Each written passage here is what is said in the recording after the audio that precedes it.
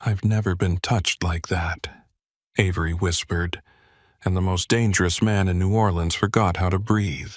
Because sometimes the thing that changes a woman's life isn't violence. It's the first moment someone powerful touches her like she still has a choice. Avery Monroe was just a ballet teacher trying to keep her mother's old studio alive. Rent was late. Her students needed her. Her reckless brother had made one mistake too many. Then one rainy night she walked into Julian Cross's world, a world of black cars, locked doors, old money, and men who smiled while destroying lives. But this is not just a story about a mafia boss and a desperate deal. It's about power, fear, loyalty, and whether love can change a man who built his empire on control. Stay with me until the end and comment where you're watching from. Don't forget to like this video. 48 hours before Avery Monroe stood in that hotel corridor with Julian Cross holding her wrist like it was something precious. She was barefoot in a ballet studio that smelled like floor polish, old wood, and rain. The city outside was waking slowly. New Orleans always did that, stretching itself awake through the sound of delivery trucks, church bells, and distant jazz, bleeding out of bars that never seemed to close. Morning light slid through the front windows of Monroe Dance Academy and caught the dust floating over the studio floor. Avery stood in front of 12 little girls in black leotards and pink tights, her dark hair twisted into a bun so tight it pulled at her temples. Her sweater had a hole near the cuff. Her left ankle ached from an old injury. The rent notice sat unopened on her desk. None of that showed in her voice. "Again," she said. A girl named Emma groaned and dropped her arms. Avery raised one eyebrow. "Again" does not mean punishment. It means the first try was only the beginning. Emma sighed, stepped back into position, and lifted her chin. "That's better," Avery said. "Now show me you believe you deserve the space you're standing in." The girls moved together not perfectly, but with the kind of effort that made Avery's chest ache. Small arms curved, small feet pointed, small faces tightened with concentration. It was not the grand stage Avery had once dreamed of. No velvet curtains, no orchestra pit, no standing ovation. Still, every morning when the music started, something inside her remembered how to breathe. The studio had belonged to her in every way that mattered. The deed was in her name, but the soul of it belonged to her mother, Lena. Monroe had never become famous, though she should have. She had danced in regional companies' hotel ballrooms, church benefit shows anywhere the floor was flat enough and the pay was not insulting enough to refuse. She had raised Avery alone, working lunch shifts, cleaning offices, sewing costumes until 2 in the morning, all so her daughter could stand at a bar and dream bigger than the life they had been given. When cancer hollowed Lena out, she made Avery promise one thing. "Don't spend what I leave you trying to keep me here," she had whispered from a hospital bed that smelled like antiseptic and fading flowers. "Build something that breathes after me." So Avery did. She bought the narrow building on Dauphine Street. She painted the walls herself. She polished the floors until her knees bruised. She hung her mother's photograph beside the front desk right where every student could see it when they walked in. Some days that photograph kept her standing. Some days it accused her. The music ended. The little girls finished in uneven fifth positions, chests, rising eyes fixed on Avery. She clapped once. Better, not perfect. Better matters more. The class broke apart into chatter. Parents gathered by the door, checking phones, adjusting coats, calling names. Avery smiled, answered questions, promised one mother that her daughter was ready for the spring recital. Promised another that tuition could be paid next Friday, though the truth was she needed it yesterday. When the last child left the studio, fell into a silence that felt too large. Mia Torres appeared from the office doorway with a clipboard pressed to her chest. "You want the good news first, or the news that makes me want to drink before noon?"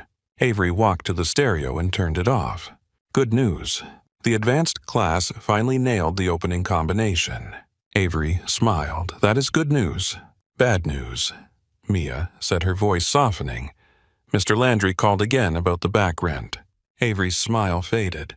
"How bad?" He said if we cannot give him something by Friday, he has to start formal notices. Avery looked at the mirror wall. One corner had cracked during last year's recital rehearsal when a portable speaker fell against it. She had meant to replace it months ago. "Okay," she said. Mia gave her a look. "That is not a plan. It is a sound I make before I find one." Mia leaned against the desk. "Aves, you know I'll wait on my paycheck. Number. I'm serious." "So am I. You cannot keep paying everyone else first." Avery picked up a stack of enrollment forms and tapped them straight, even though they were already straight. "I can when everyone else has rent, groceries, kids, car payments, and lives that do not pause because my business is gasping for air." Mia's face softened. "This place is not just your problem." Avery looked at her mother's photograph. "Yes," she said quietly. "It is?" Mia did not argue. She had known Avery long enough to understand that some doors did not open from the outside. The rest of the day moved in pieces. Beginner class. Intermediate class. A parent asking for a discount. A teenager crying in the dressing room because her audition video had gone badly. Avery held a shaking hand, fixed a crooked bun, counted music, corrected posture, smiled through exhaustion. By the time she locked the studio, the sky had turned the color of wet slate. Rain fell softly over the street, making halos around the lamps. Avery pulled her coat tight and stood for a moment under the awning, staring at her reflection in the glass door. She looked older than 29. Not old exactly, just tired in places sleep could not reach. Her phone rang. Tyler. Avery almost let it go to voicemail. Her younger brother only called late when he needed something, and lately he had needed too much. Money for a bill. Help with a job application. A place to crash after another fight with another roommate. An excuse. A rescue. Still, he was her brother. She answered, "Ty." For 3 seconds, all she heard was breathing. Then his voice came through, broken and thin. "Ivis." Avery went still. The rain seemed to quiet around her. "What happened?" "I messed up." Her fingers tightened around the phone. "What happened?" "I need you not to yell." "That depends on what you say next." A sound came from him that might have been a laugh if it had not cracked in the middle. "I owe money." Avery closed her eyes. "How much?" He did not answer. She stepped out from under the awning, rain touching her face like cold fingers. "Tyler, how much?" 280,000. For a moment, the street tilted. Avery grabbed the brick wall beside the door. "That is not a number people like us owe." "I know." "No, you do not know. You cannot know because if you knew, you would not be saying it, like you scratched a car." "I was winning at first." Avery laughed once, sharp and empty. "Do not." "I was. I had a system."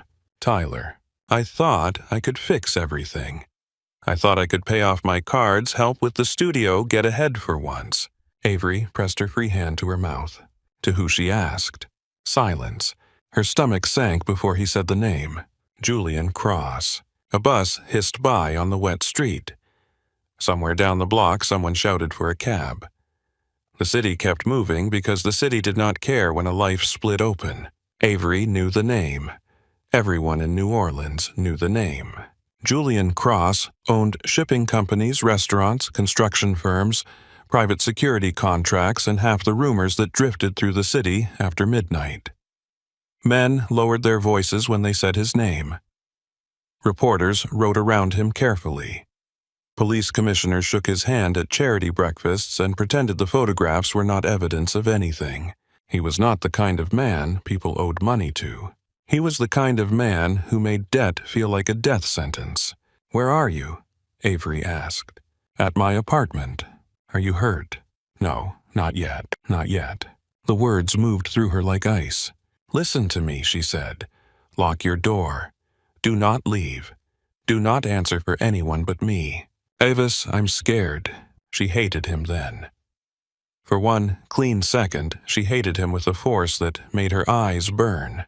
Then he started crying and he sounded 8 years old again, small and motherless in the hallway, while Lena slept through chemotherapy in the next room. Avery swallowed the hatred because there was no room for it. "I know," she said. "Stay there."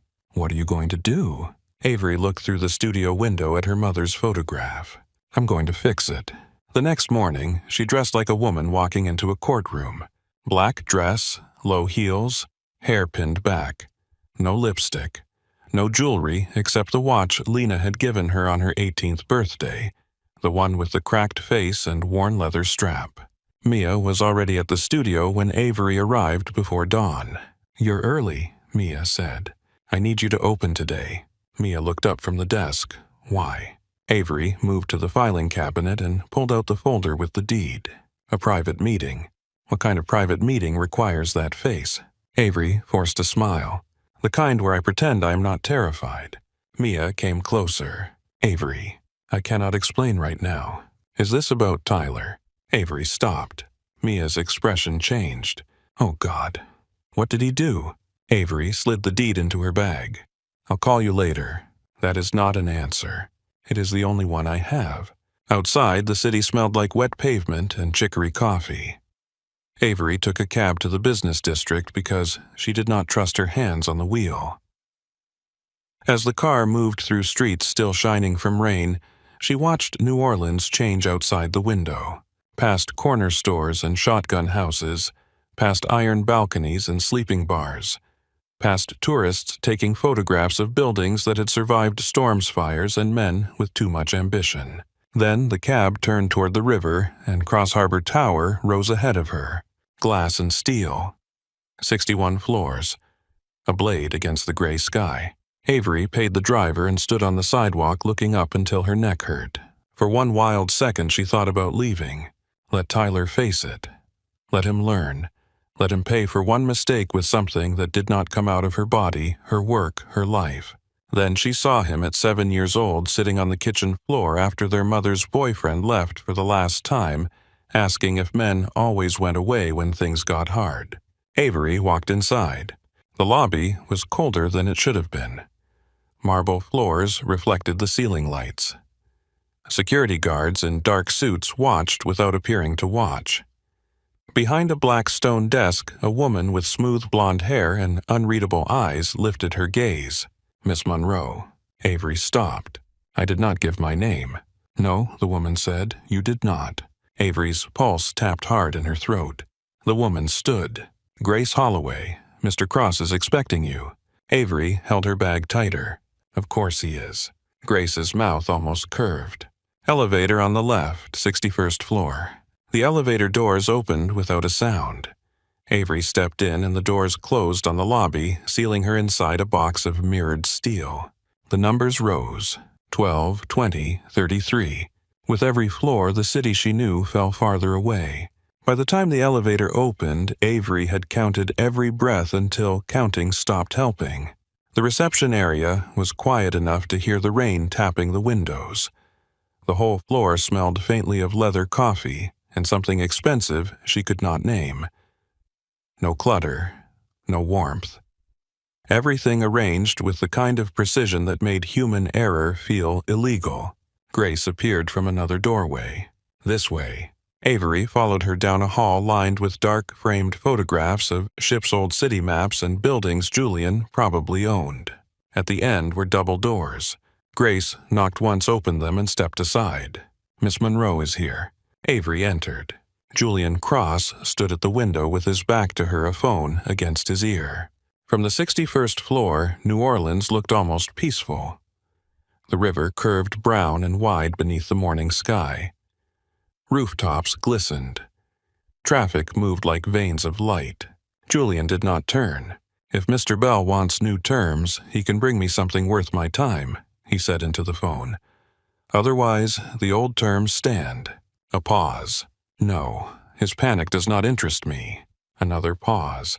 Then remind him that consequences are not negotiations. He ended the call. The silence afterward was worse. Julian turned. Avery had seen photographs. Everyone had. Blurry shots from charity events, newspaper images taken from a careful distance, security footage paused on crime blogs by people who liked pretending danger was entertainment. None of them prepared her. Julian Cross was not huge in the obvious way. He was tall, lean, controlled. dark hair combed back silver, just beginning at the temples. A face too sharp to be called handsome without adding dangerous to the sentence. His suit looked made for him because it was. His eyes were gray, not soft gray, not storm gray, but the flat gray of a gun barrel in low light.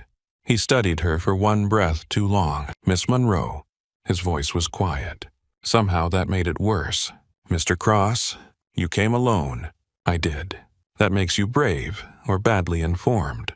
"Maybe both." Something moved in his expression, not a smile, the ghost of interest. He gestured to the chair in front of his desk. "Sit." Avery sat because her knees were not as steady as she wanted them to be. Julian took the chair across from her, not behind the desk. That surprised her. It made the space feel less formal and more dangerous, as if he had removed the furniture that might have protected her. "Your brother is an idiot," he said. Heat rose to Avery's face. "I know. Do you?" He opened a folder on the low table between them. "Tyler Monroe entered one of my private rooms 3 weeks ago with $800 cheap confidence and the belief that luck rewards desperation." Avery looked at the folder but did not touch it. "He lost," Julian continued. "Then he borrowed. Then he lost what he borrowed. Then he convinced someone dumber than himself that he was good for more."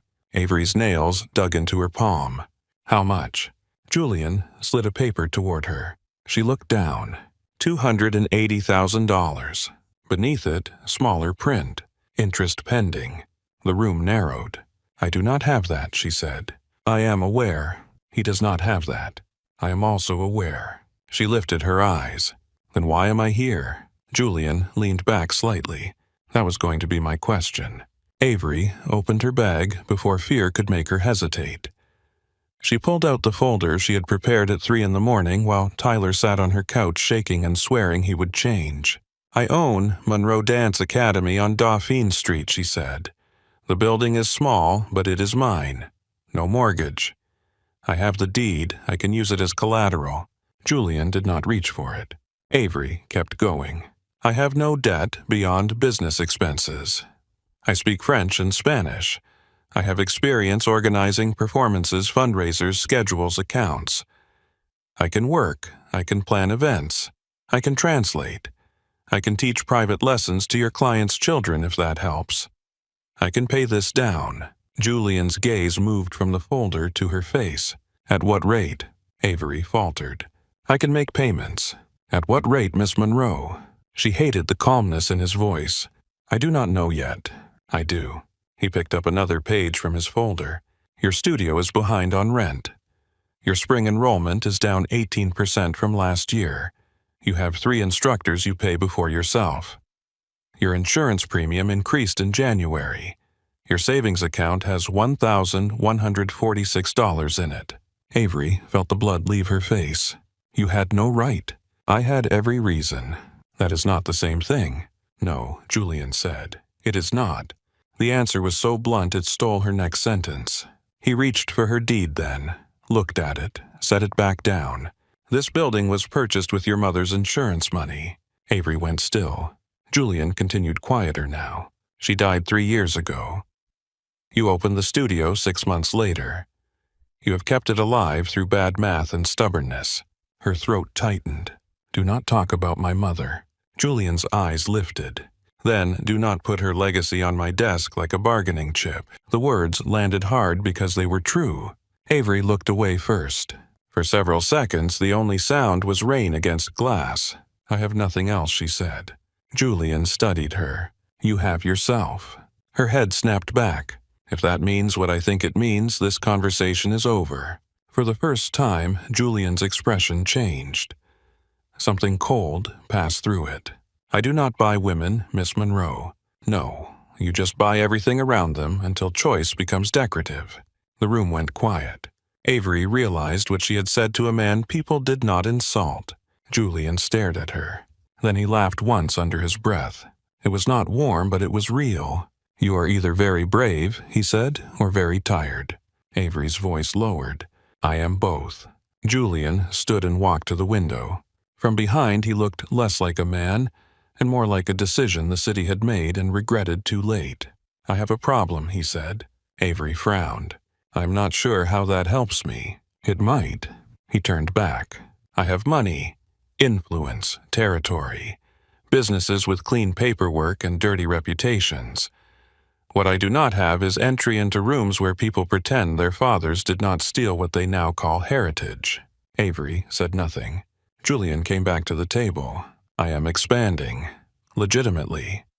Real estate, private security, shipping contracts, civic development.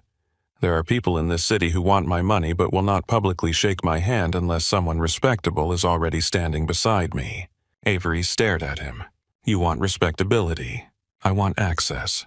And you think I can give you that? I think you can make people hesitate before they decide I do not belong. She almost laughed. I teach ballet to children. You teach discipline, posture, grace under pressure. You understand donors' mothers' insecure men with expensive opinions and the politics of art boards. You have a dead mother people still remember kindly and a studio no one can connect to me without looking too hard. Avery felt something unpleasant coil in her stomach. You make that sound very romantic. I am not offering romance. Then what are you offering? Julian reached into the folder and withdrew a packet clipped in black metal. A contract. He placed it on the table between them. 6 months. You accompany me to public events, private dinners, cultural functions, and meetings where your presence improves the temperature of the room. You live in an apartment in this building for security reasons. Your studio remains operational. I cover rent, payroll, insurance, utilities, and repairs. Tyler's debt is cleared from my books upon signature. Avery stared at the contract. Her pulse roared. Julian continued. You receive $10,000 monthly for personal expenses. Wardrobe and transport are covered. You follow all security instructions. You discuss none of this with anyone. Avery touched the edge of the packet but did not pick it up. What am I supposed to be? Julian's eyes held hers. Useful. That is not an answer. It is the honest one. You want a girlfriend for hire. Number. A mistress. Number. A prop. His silence lasted half a second too long. Avery stood. I'm leaving. Julian did not move to stop her. Tyler has until midnight tomorrow. She froze. The words did not rise. They dropped, quiet and heavy. When he fails, the debt is sold. The men who buy it will not be interested in your studio, your mother, or your brother's potential for personal growth. Avery turned slowly. You said you do not buy women. I don't. You just threaten their brothers. Julian's eyes hardened. Your brother threatened himself the night he sat at my table and signed for money he did not have. He is 22. Then he is old enough to understand that the world has teeth. Avery stepped closer to him, anger burning through fear. And what about me? What am I old enough to understand? Julian looked at her for a long moment. That saving someone can destroy you. The words struck too close. Avery looked down at the contract. 6 months. The studio safe. Tyler breathing. Her instructors paid. Her mother's building still standing. Her life no longer entirely hers. What happens if I say yes? You move in tomorrow morning. Your first event is tomorrow night. The Crescent City Arts Gala. Of course it is. You will meet Beatrice Ashford. Avery's eyes flicked up. Even she knew that name. Beatrice Ashford ran half the arts funding in New Orleans and influenced the other half from behind rooms full of white wine and old portraits. Julian noticed her reaction. She remembers your mother. Avery's chest tightened. Do not use that. I use what matters. That is exactly what scares me. For the first time, something like weariness crossed his face. It should. Avery looked at the contract again. I have one condition. Julian waited. Tyler does not know. His eyes narrowed slightly. He does not know you signed. He thinks you agreed to a payment plan. He thinks he has to work it off. He thinks I co-signed, and if he misses anything, I suffer too.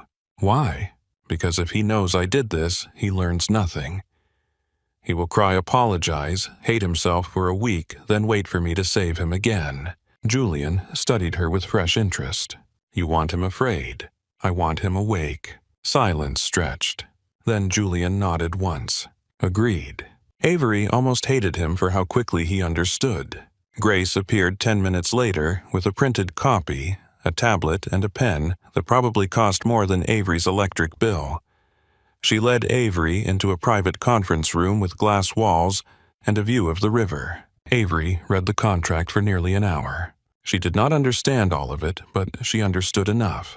Appearances, confidentiality, residence, security, compensation, termination, public conduct, personal risk. That phrase appeared twice. Personal risk. Her hands went cold each time. When she returned to Julian's office, he was at his desk signing something as if her life had not been split into before and after. "I need to see the apartment," she said. He did not look surprised. "Grace will take you." The apartment was 3 floors below his office. Calling it an apartment felt dishonest.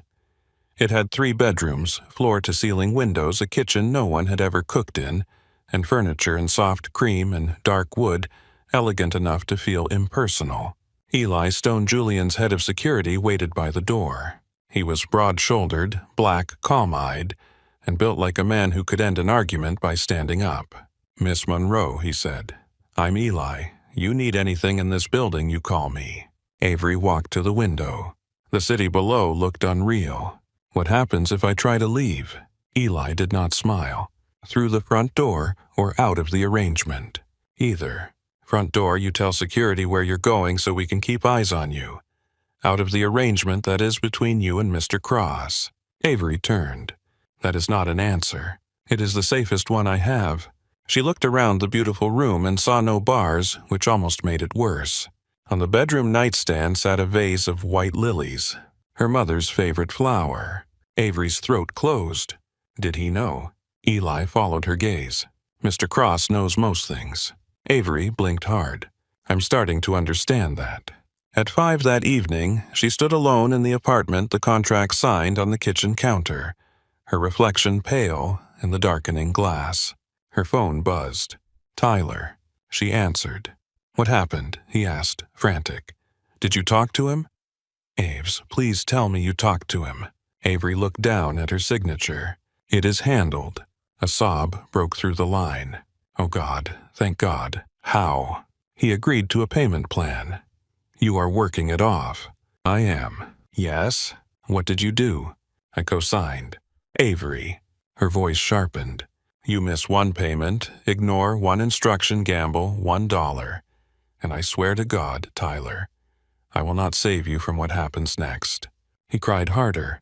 "I'm sorry." She closed her eyes. "I know. I'll fix it." For once, she said, "You are going to have to." She hung up before he could make another promise. Then she called Mia. "I need you to run the studio for a while." Mia was silent. "How long is a while?" 6 months, maybe less. "Avery." "What is going on?" Avery looked at the lilies. "I got a consulting contract. Private client. Arts events, donor meetings, cultural work. The money is good enough to keep the studio safe." "Who is the client?" Avery watched rain begin to streak down the window. "No one you know." She hated how easily the lie came out. Mia did not believe her. Avery could hear it in the pause, but Mia loved her enough not to push where Avery had already locked the door. After the call, the apartment became too quiet. Avery walked into the bedroom and placed her mother's photograph on the nightstand beside the lilies. The cracked watch on her wrist ticked softly. "I'm sorry," she whispered. The photograph did not answer. Her phone buzzed again. A message from Julian. "Tomorrow morning. 7 sharp, pack light. Everything else will be provided." Avery stared at the words until they blurred. Outside, New Orleans glowed under rain and streetlight beautiful and dangerous, a city that knew how to hide rot beneath music. By morning, Avery Monroe would no longer belong fully to the life she had built. And somewhere, 61 floors above the river, Julian Cross was already preparing the room where the city would see her for the first time. By morning, Avery Monroe understood that luxury could feel just as frightening as a locked room. The apartment was too quiet when she woke. No children laughing through the studio walls. No Mia arguing with the printer. No traffic rattling the old windows on Dauphine Street. Just the low hum of climate control and the pale New Orleans morning spreading across glass. For a few seconds, Avery forgot where she was. Then she saw the white lilies on the nightstand. She sat up sharply. Her 2 suitcases were still near the closet, barely unpacked.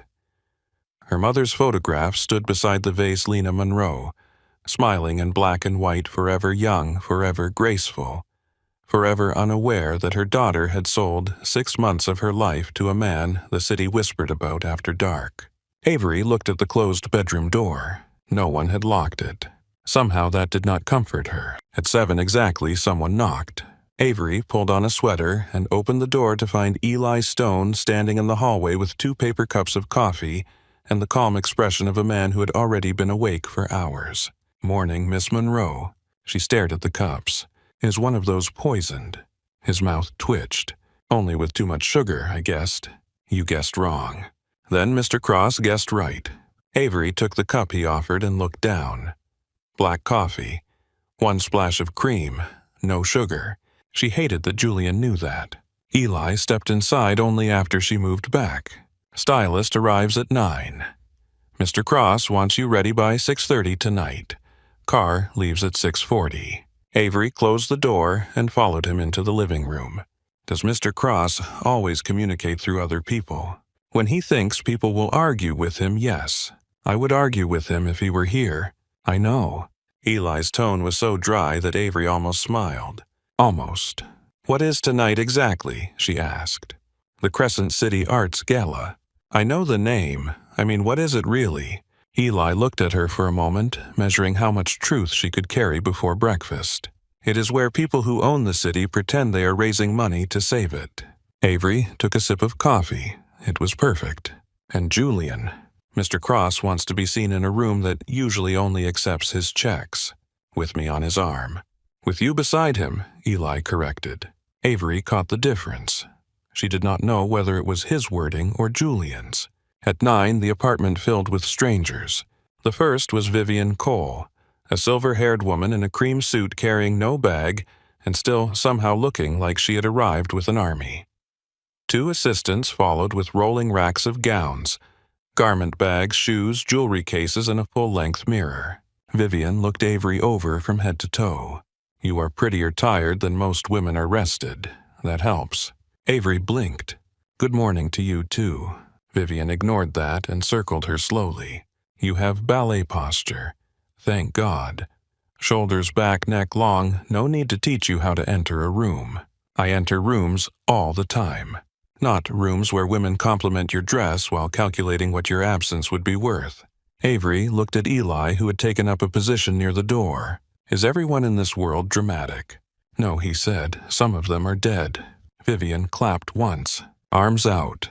For the next 3 hours, Avery was dressed, measured, pinned, turned, corrected, and examined under the white bathroom lights like a costume being prepared for opening night.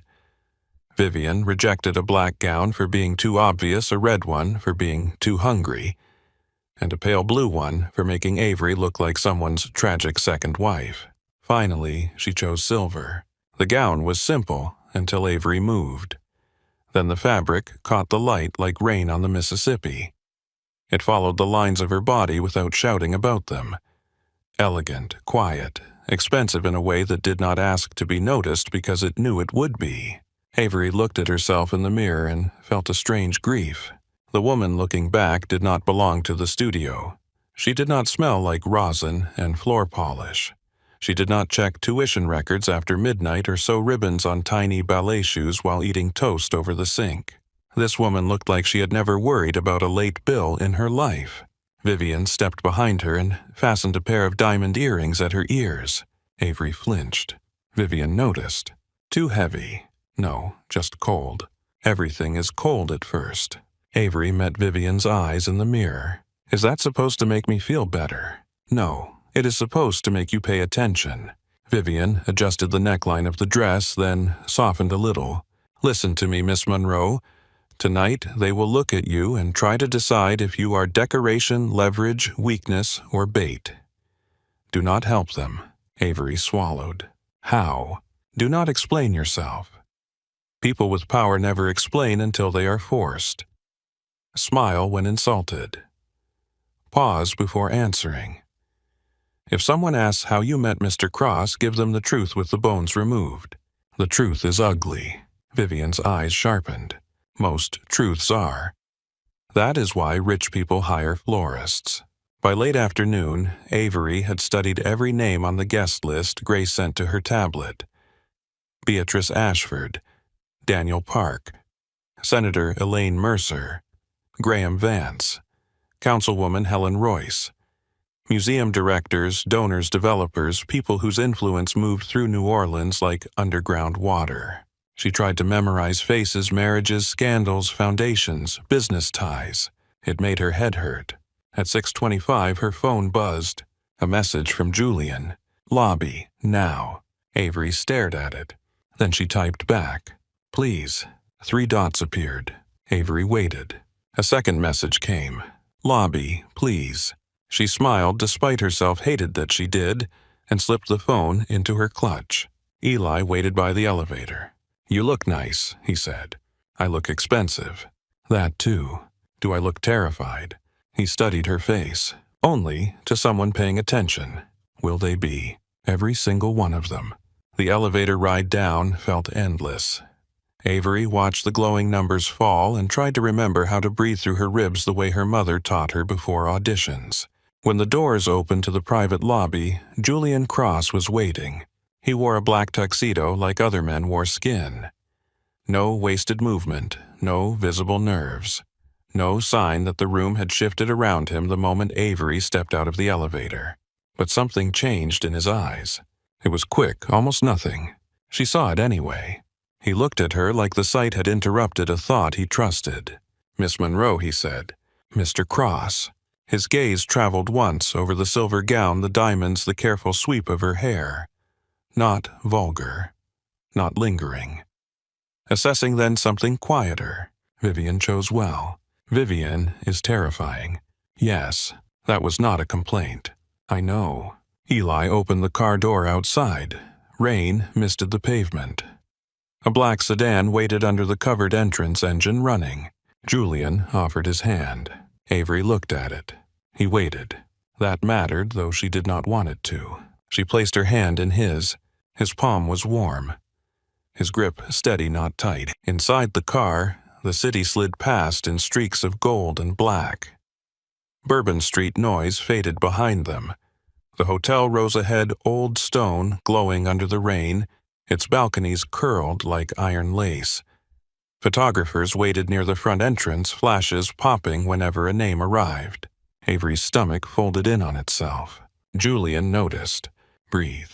I am breathing. Not well. She turned her head. Do you always say comforting things like a hostage negotiator? Number. Good. I usually pay someone else to comfort people. The absurdity of it made a laugh escape her before she could stop it. Julian looked at her then, and for one unguarded second he seemed almost pleased. The car stopped at a side entrance away from the cameras. Rules, Julian said. Avery straightened. Of course there are rules. Stay close. Do not wander. 1 glass of champagne, no more.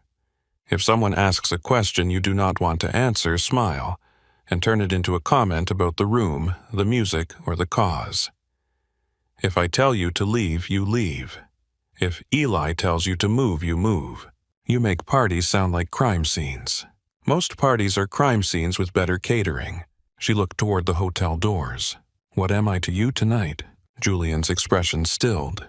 That depends who is asking. I am asking. He held her gaze. Tonight you are the woman I trust to stand beside me. The answer was almost kind. That made it harder to dismiss. Before Avery could respond, he stepped out and came around to open her door himself. Eli watched the sidewalk. Another security man held the hotel door. The whole operation was smooth, silent, practiced. Avery stepped into the hotel on Julian's arm and felt the air change. The ballroom glittered. Chandeliers burned above marble floors. A string quartet played near a wall of white roses.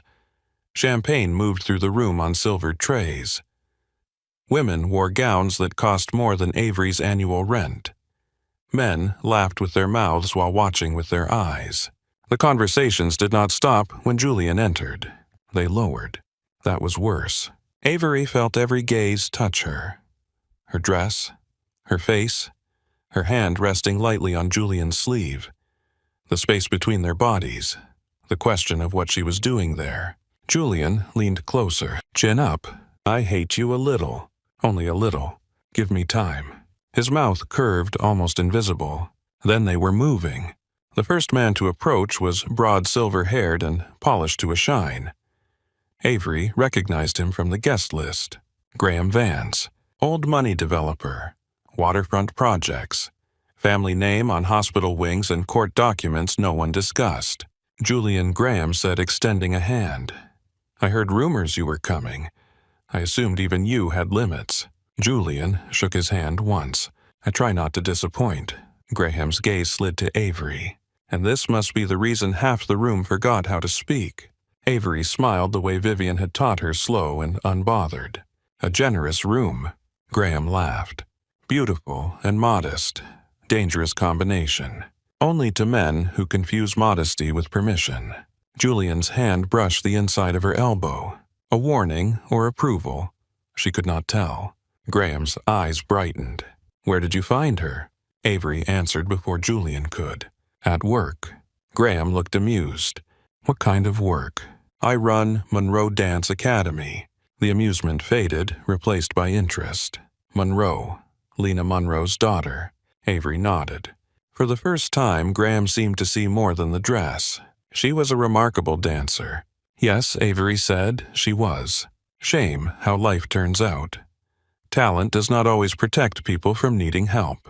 The insult was delicate, almost invisible. Avery felt it anyway. Julian's voice cooled. Careful, Graham. Graham raised both hands slightly. Just making conversation, then improve. For 1 second, something ugly moved behind Graham's smile. Then he stepped back. Enjoy the evening. When he left, Avery exhaled. Julian did not look at her. You handled that well. He was insulting my mother. Yes. I wanted to throw champagne at him. That would have been less useful. But satisfying. Most mistakes are. Avery looked at him, but before she could answer, a woman's voice cut through the room like smoke over glass. Julian Cross. In my ballroom before the speeches. Either I am losing my touch or you are getting ambitious. Beatrice Ashford approached with a martini in one hand and the kind of authority that made people move without being asked.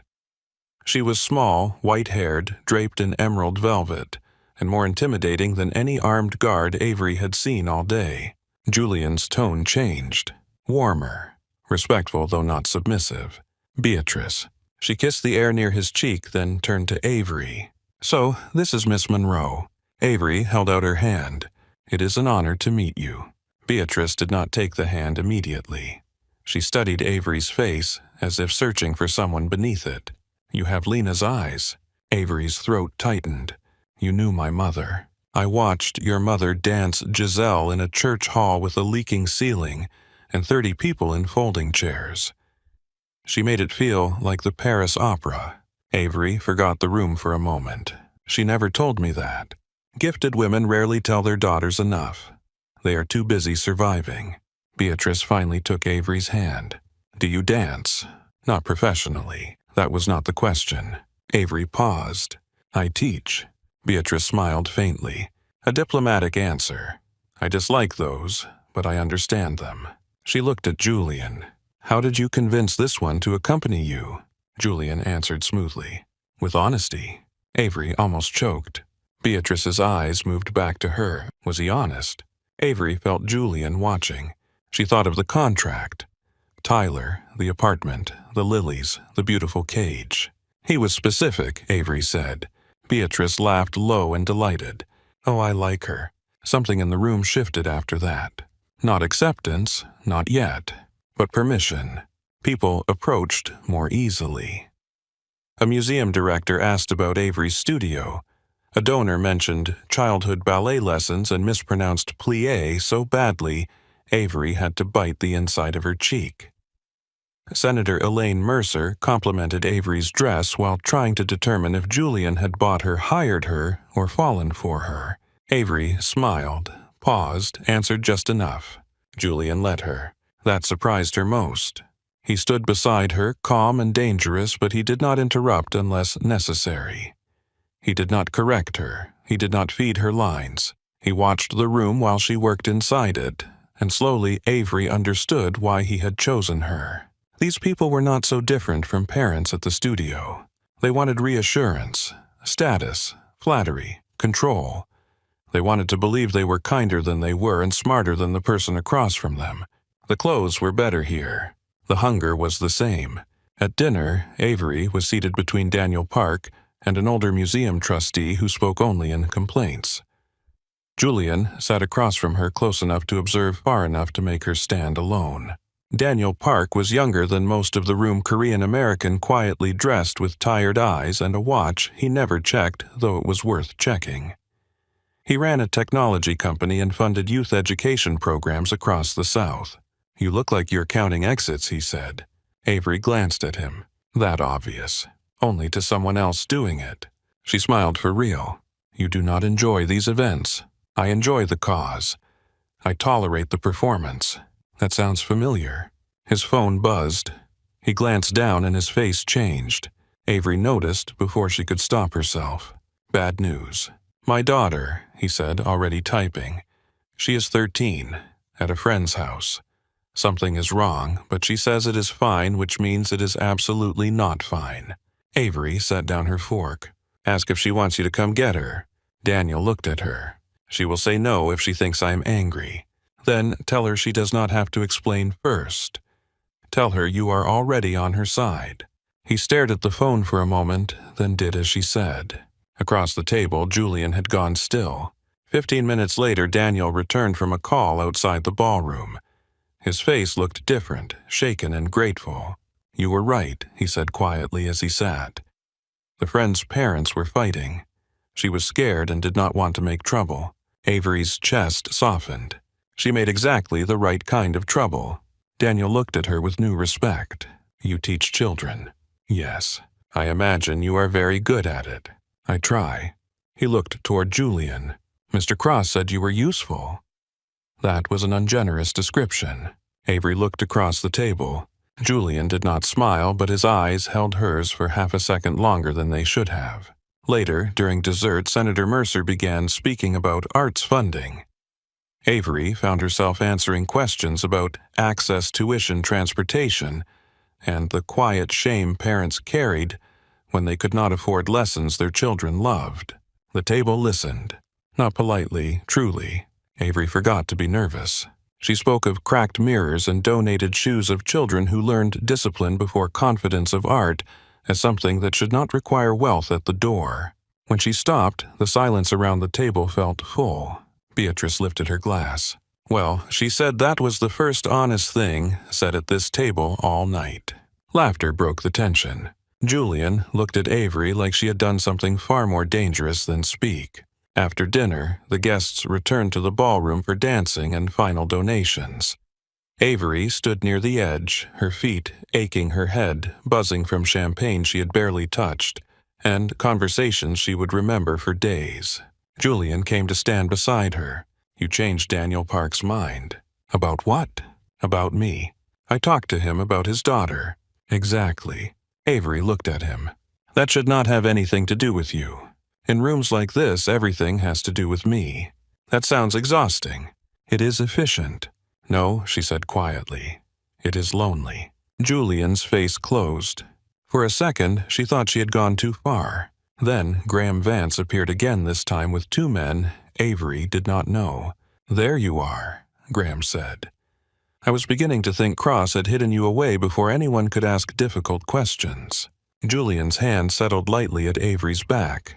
This time she did not flinch, but she did notice. Graham noticed too. His smile sharpened. Possessive Julian, how traditional. Avery felt Julian's fingers tense. She spoke before he did. "I have found that insecure men call it possession when they are not invited close enough to know the difference." One of Graham's companions coughed into his drink. Graham's eyes hardened. Julian leaned toward Avery, his voice low. "Remind me never to make you angry in public." "You did not need the reminder." For the first time that night, Julian smiled where people could see it. The room saw. Avery saw the room seeing. That was when she understood. Every glance, every whisper, every raised eyebrow was being filed away.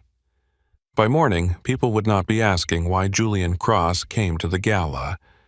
They would be asking who Avery Monroe was and why a man like Julian looked at her like she had surprised him.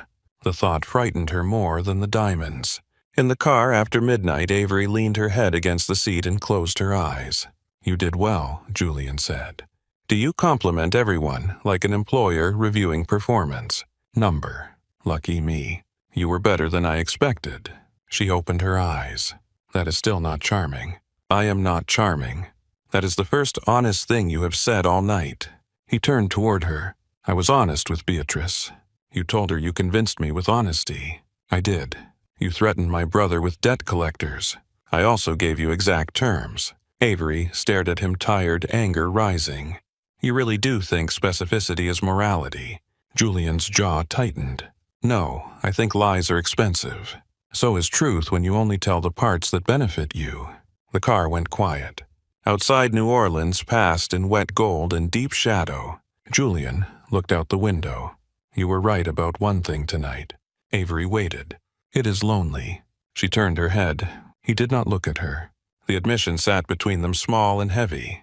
At the tower, Eli walked them up. Avery expected Julian to leave her at the elevator, but he followed her into the apartment. She was too tired to object. She kicked off her heels the moment the door closed and nearly groaned with relief. Julian went to the bar cart. "Wine. I thought I was limited to one glass. At the gala. So I am allowed to make bad decisions in private." He looked at her. "Are you planning to?" The question was too quiet. Avery looked away first. "Wine is fine." He poured red into 2 glasses and handed one to her. She took it carefully, their fingers not touching. They sat across from each other, the city spread beneath them. For once, Julian seemed less like a crime boss and more like a man who had forgotten what to do when no one was asking him for anything. "Why do you want in so badly?" Avery asked. He swirled the whiskey in his glass. "In. To their world." His mouth hardened. "I do not want in, I want the doors open." "Same thing." "No. Wanting in means I value what they are. Wanting doors open means I value what they control. Money, legitimacy, permits, influence, protection that comes from being considered useful instead of dangerous." Avery studied him. "And after you get it, then I build things no one can take from me." The answer came too quickly, too practiced. Avery looked toward her mother's photograph, now sitting on the side table where she had moved it before leaving. "My mother used to say buildings remember the hands that made them." Julian followed her gaze. "She sounds sentimental." She was tired. Tired people get honest. He absorbed that. "What did she want for you?" Avery laughed softly. "Everything. And you." The question caught her off guard. No one asked that.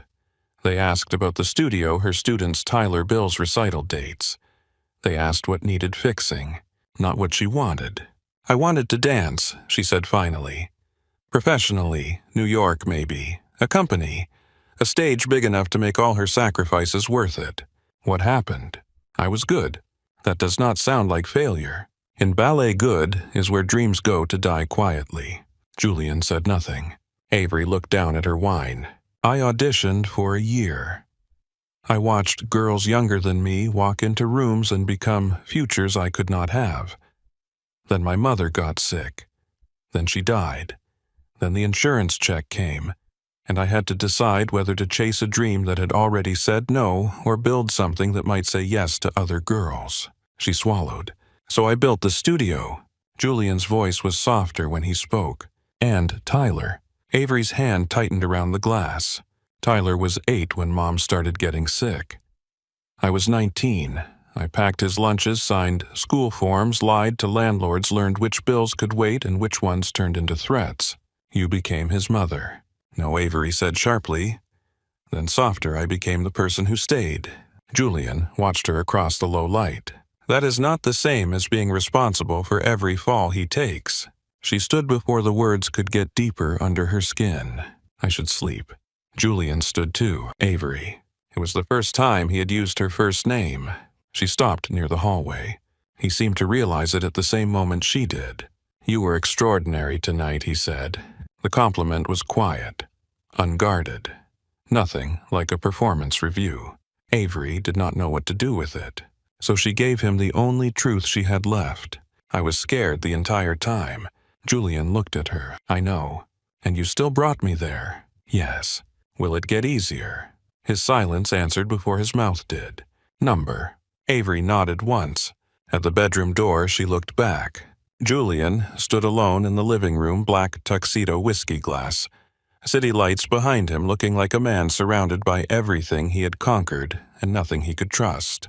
For one dangerous second, Avery felt sorry for him. Then she remembered Tyler, the contract, the rules, the way Julian's hand had settled at her back before the room could decide what she was worth. She closed the bedroom door. Julian remained in the apartment for several minutes after she left, listening to the soft click of the latch. Then he took out his phone and opened a private document Grace had sent him the week before. Revenue streams. Holdings. Silent partnerships. Rooms where desperate men gambled away money they did not have. His thumb hovered over one line. Private gaming operations. He stared at it for a long time. Then he typed one word beside it. Review. Outside, rain kept falling over New Orleans, washing the streets clean for a few hours, before morning taught them how to be dirty again. The word review stayed on Julian Cross's private document like a match waiting for air.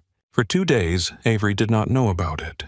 She only knew that her life had developed a rhythm she had never agreed to, but could no longer pretend was temporary in any simple way. Mornings belonged to the studio, even from 60 floors above the city. She answered emails from parents at the kitchen island while sunlight spilled across marble counters. She checked payroll. She approved music for the spring recital. She video called Mia between classes and pretended the apartment behind her was a hotel suite paid for by a cultural consulting client with more money than patience. Afternoons belonged to fittings, briefings, names, faces, histories. Evenings belonged to Julian. Not in the way the gossip blogs were already beginning to suggest. There had been one photograph from the gala, blurry but clear enough, Julian in black. Avery in silver. His hand at the small of her back. Her head turned toward him. The caption had called her a mystery brunette.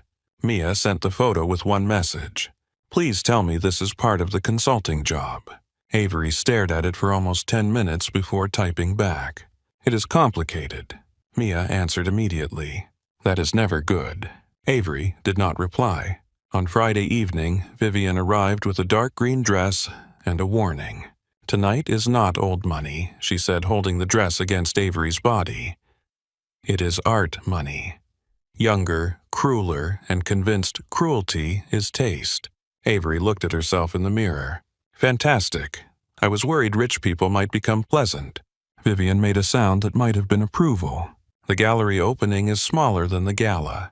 That makes it more dangerous." "How does that work?" "At a gala, people perform for the crowd. In a gallery, they perform for each other. It gets intimate. Intimate people say uglier things." Avery lifted her arms while Vivian adjusted the waist.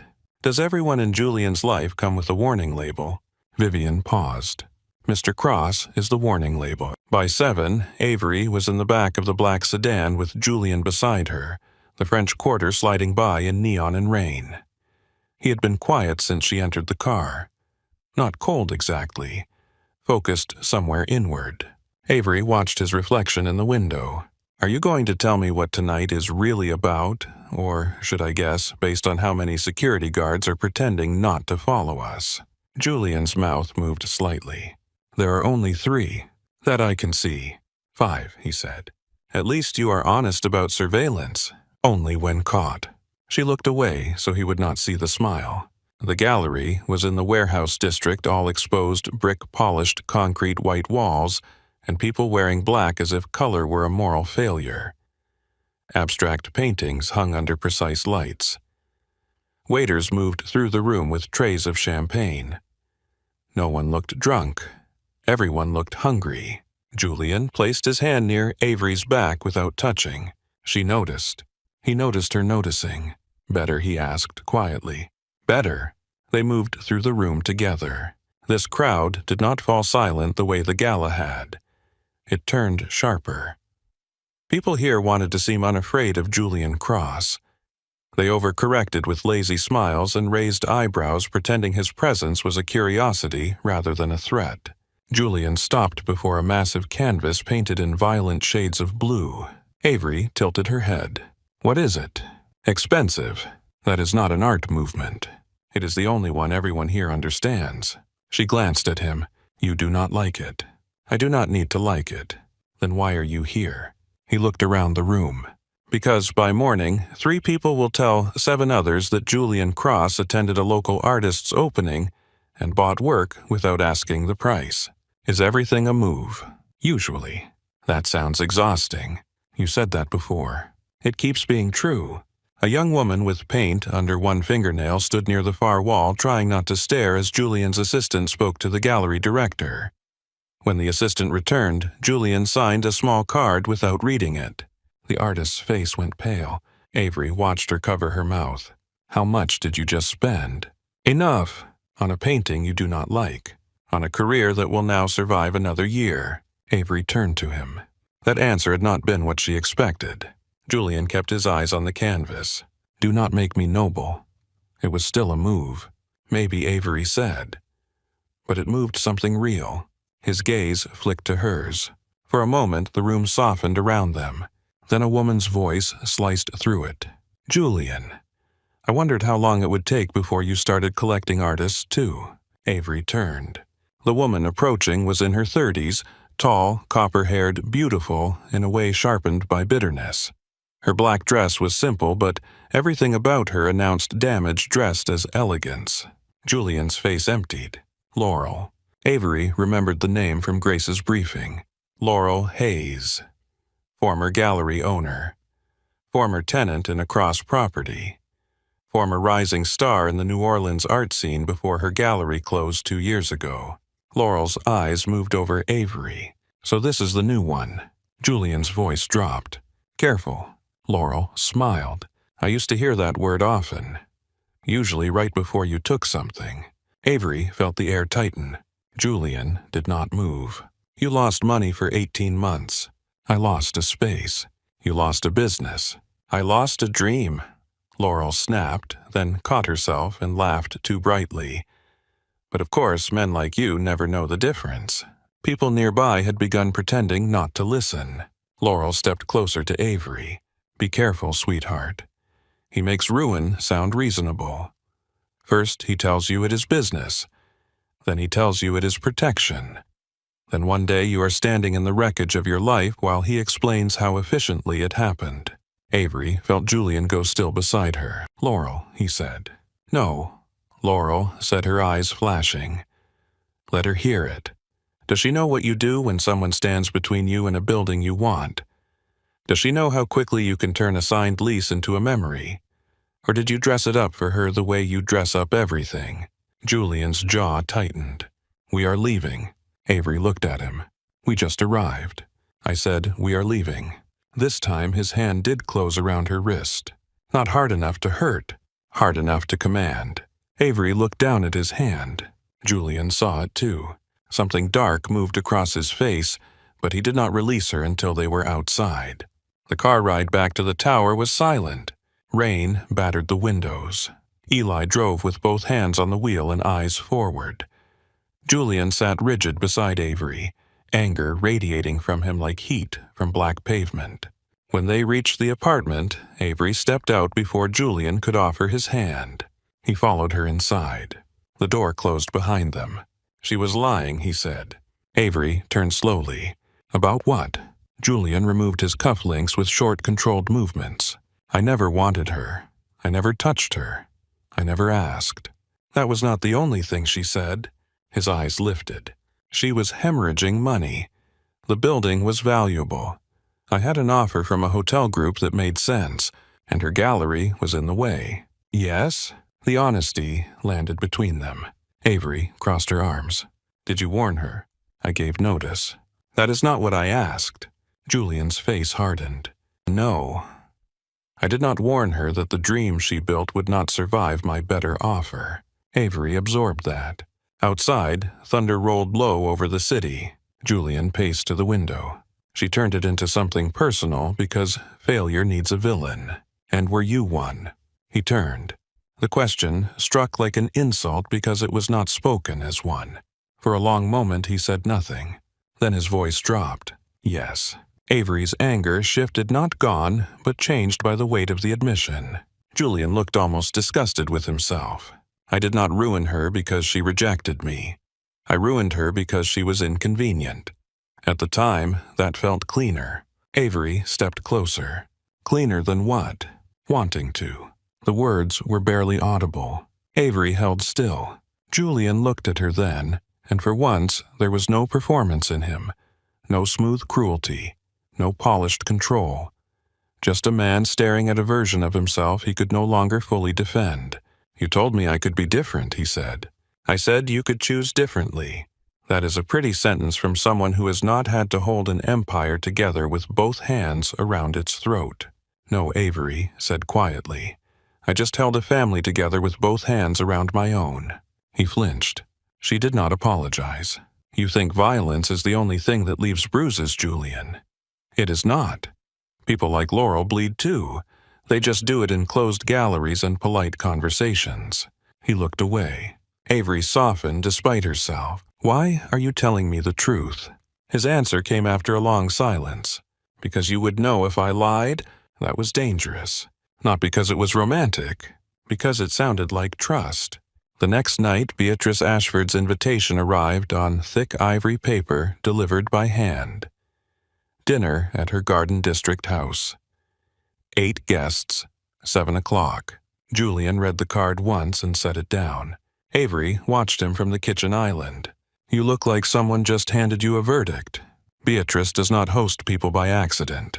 So this is important. Yes, to your doors. To my doors, he said. Vivian sent a deep blue dress this time, elegant and almost severe. Avery wore her hair low at the neck and Lena's old watch beneath the sleeve where no one could see it. Beatrice's house was not what Avery expected. It was not enormous, not flashy. A brick mansion behind black iron gates, its porch lit warmly, its garden wild, in a way money had carefully arranged to look natural. Inside, the air smelled like old books, gardenias, and bourbon. Beatrice greeted them herself. Julian. Avery, you are early enough to be respectful and late enough not to seem desperate. Well done. Avery liked her before she could stop herself.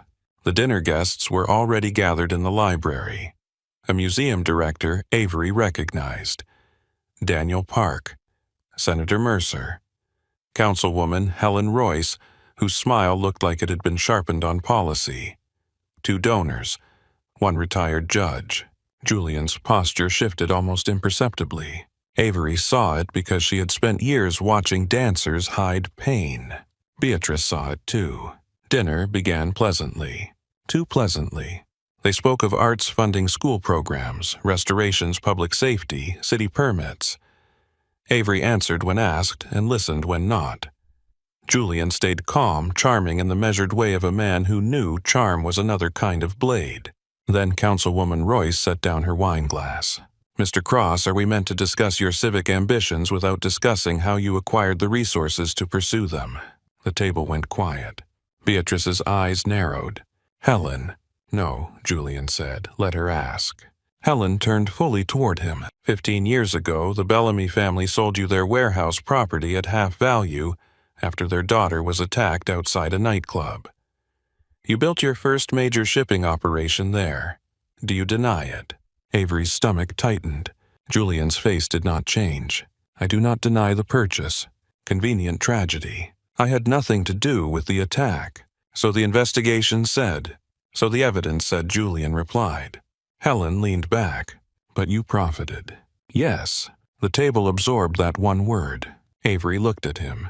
Julian placed both hands on either side of his plate, not touching the silverware. I saw grief and panic, and I treated them as market conditions. I did not break that family. but I benefited from the fact that someone else had. At the time, that distinction was enough for me. No one moved. Avery felt the honesty like a door opening in a burning room. Helen's expression shifted, not softened, but unsettled. And now, Julian looked at Beatrice first, then at Avery. Now I understand that legal and clean are not always the same thing. Beatrice lifted her glass, studying him over the rim. That is almost a conscience, Julian. No, he said, it is an audit. Avery nearly smiled. Beatrice did. After dinner, Beatrice took Avery into the garden. Rain had stopped, leaving the stones dark and shining. Music drifted faintly from inside. You unsettle him, Beatrice said. Avery looked at her.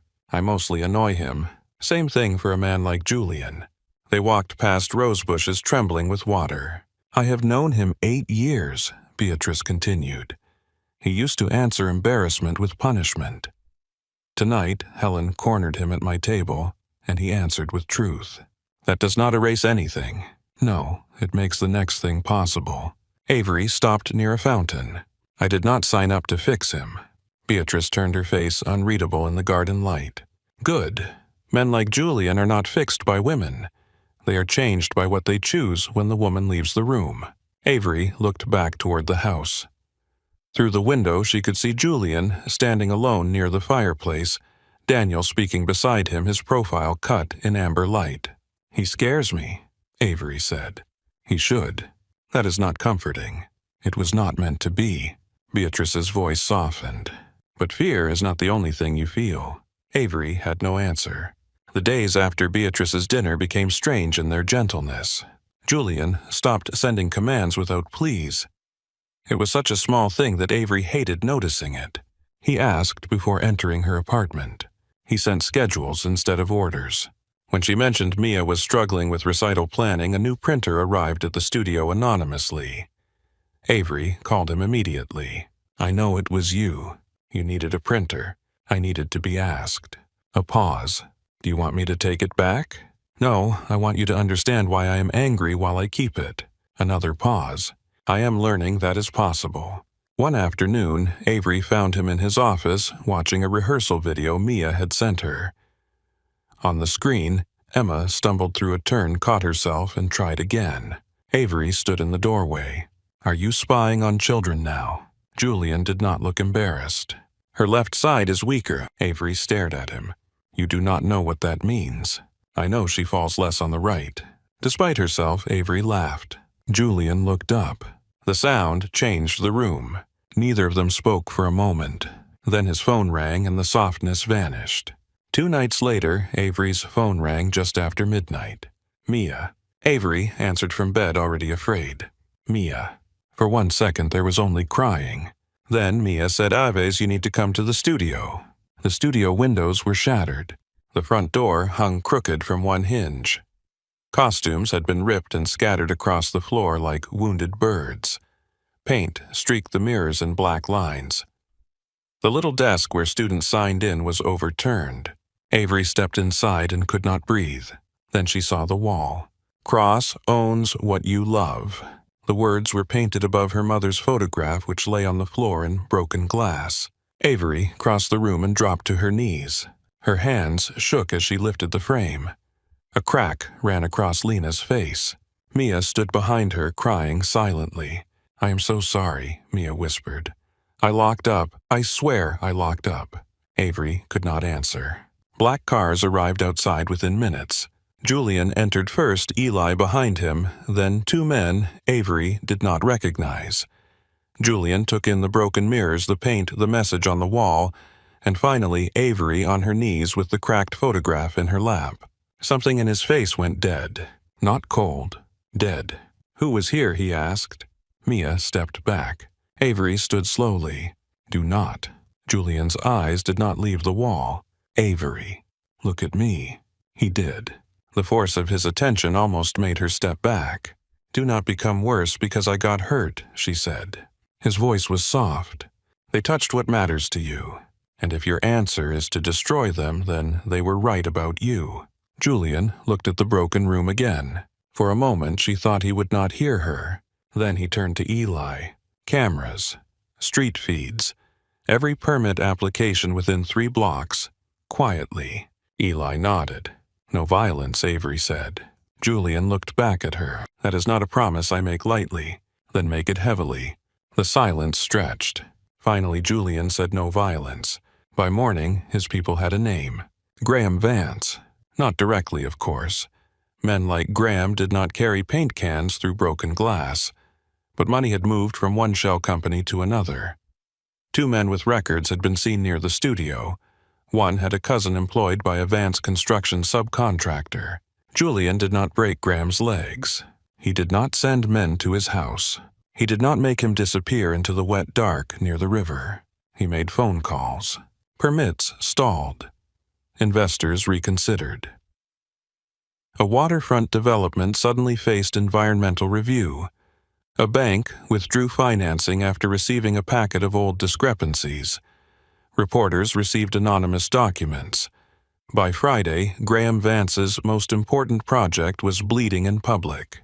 Julian came to the studio that evening while contractors replaced the last mirror. Avery stood barefoot in the center of the room, watching her new reflection appear panel by panel. "It is handled," he said. She turned. "How?" He removed his gloves slowly. "Legally." "That was not my question." Julian's jaw tightened. "He will not touch your studio again." "What did you do?" "I showed the city what he had hidden badly." Avery walked closer. "And you enjoyed it?" His silence answered. Her chest ached with disappointment sharp enough to feel personal. "You did not break his bones, so you think this is growth. He attacked you. He attacked my studio. You attacked his life. He deserved worse. That is not the point." Julian's eyes darkened. "Then tell me the point, Avery."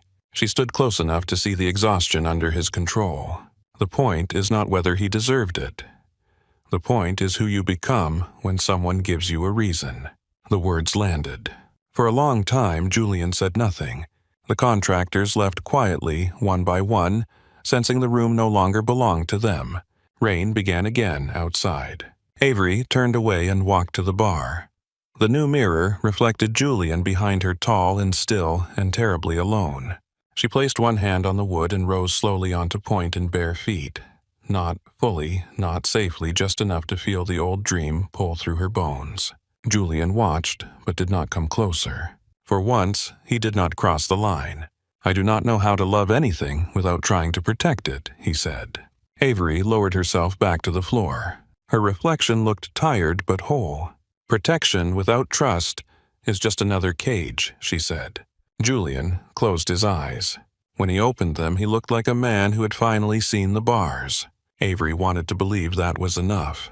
She wanted to believe a man could look at the cage he had built and stop calling it shelter.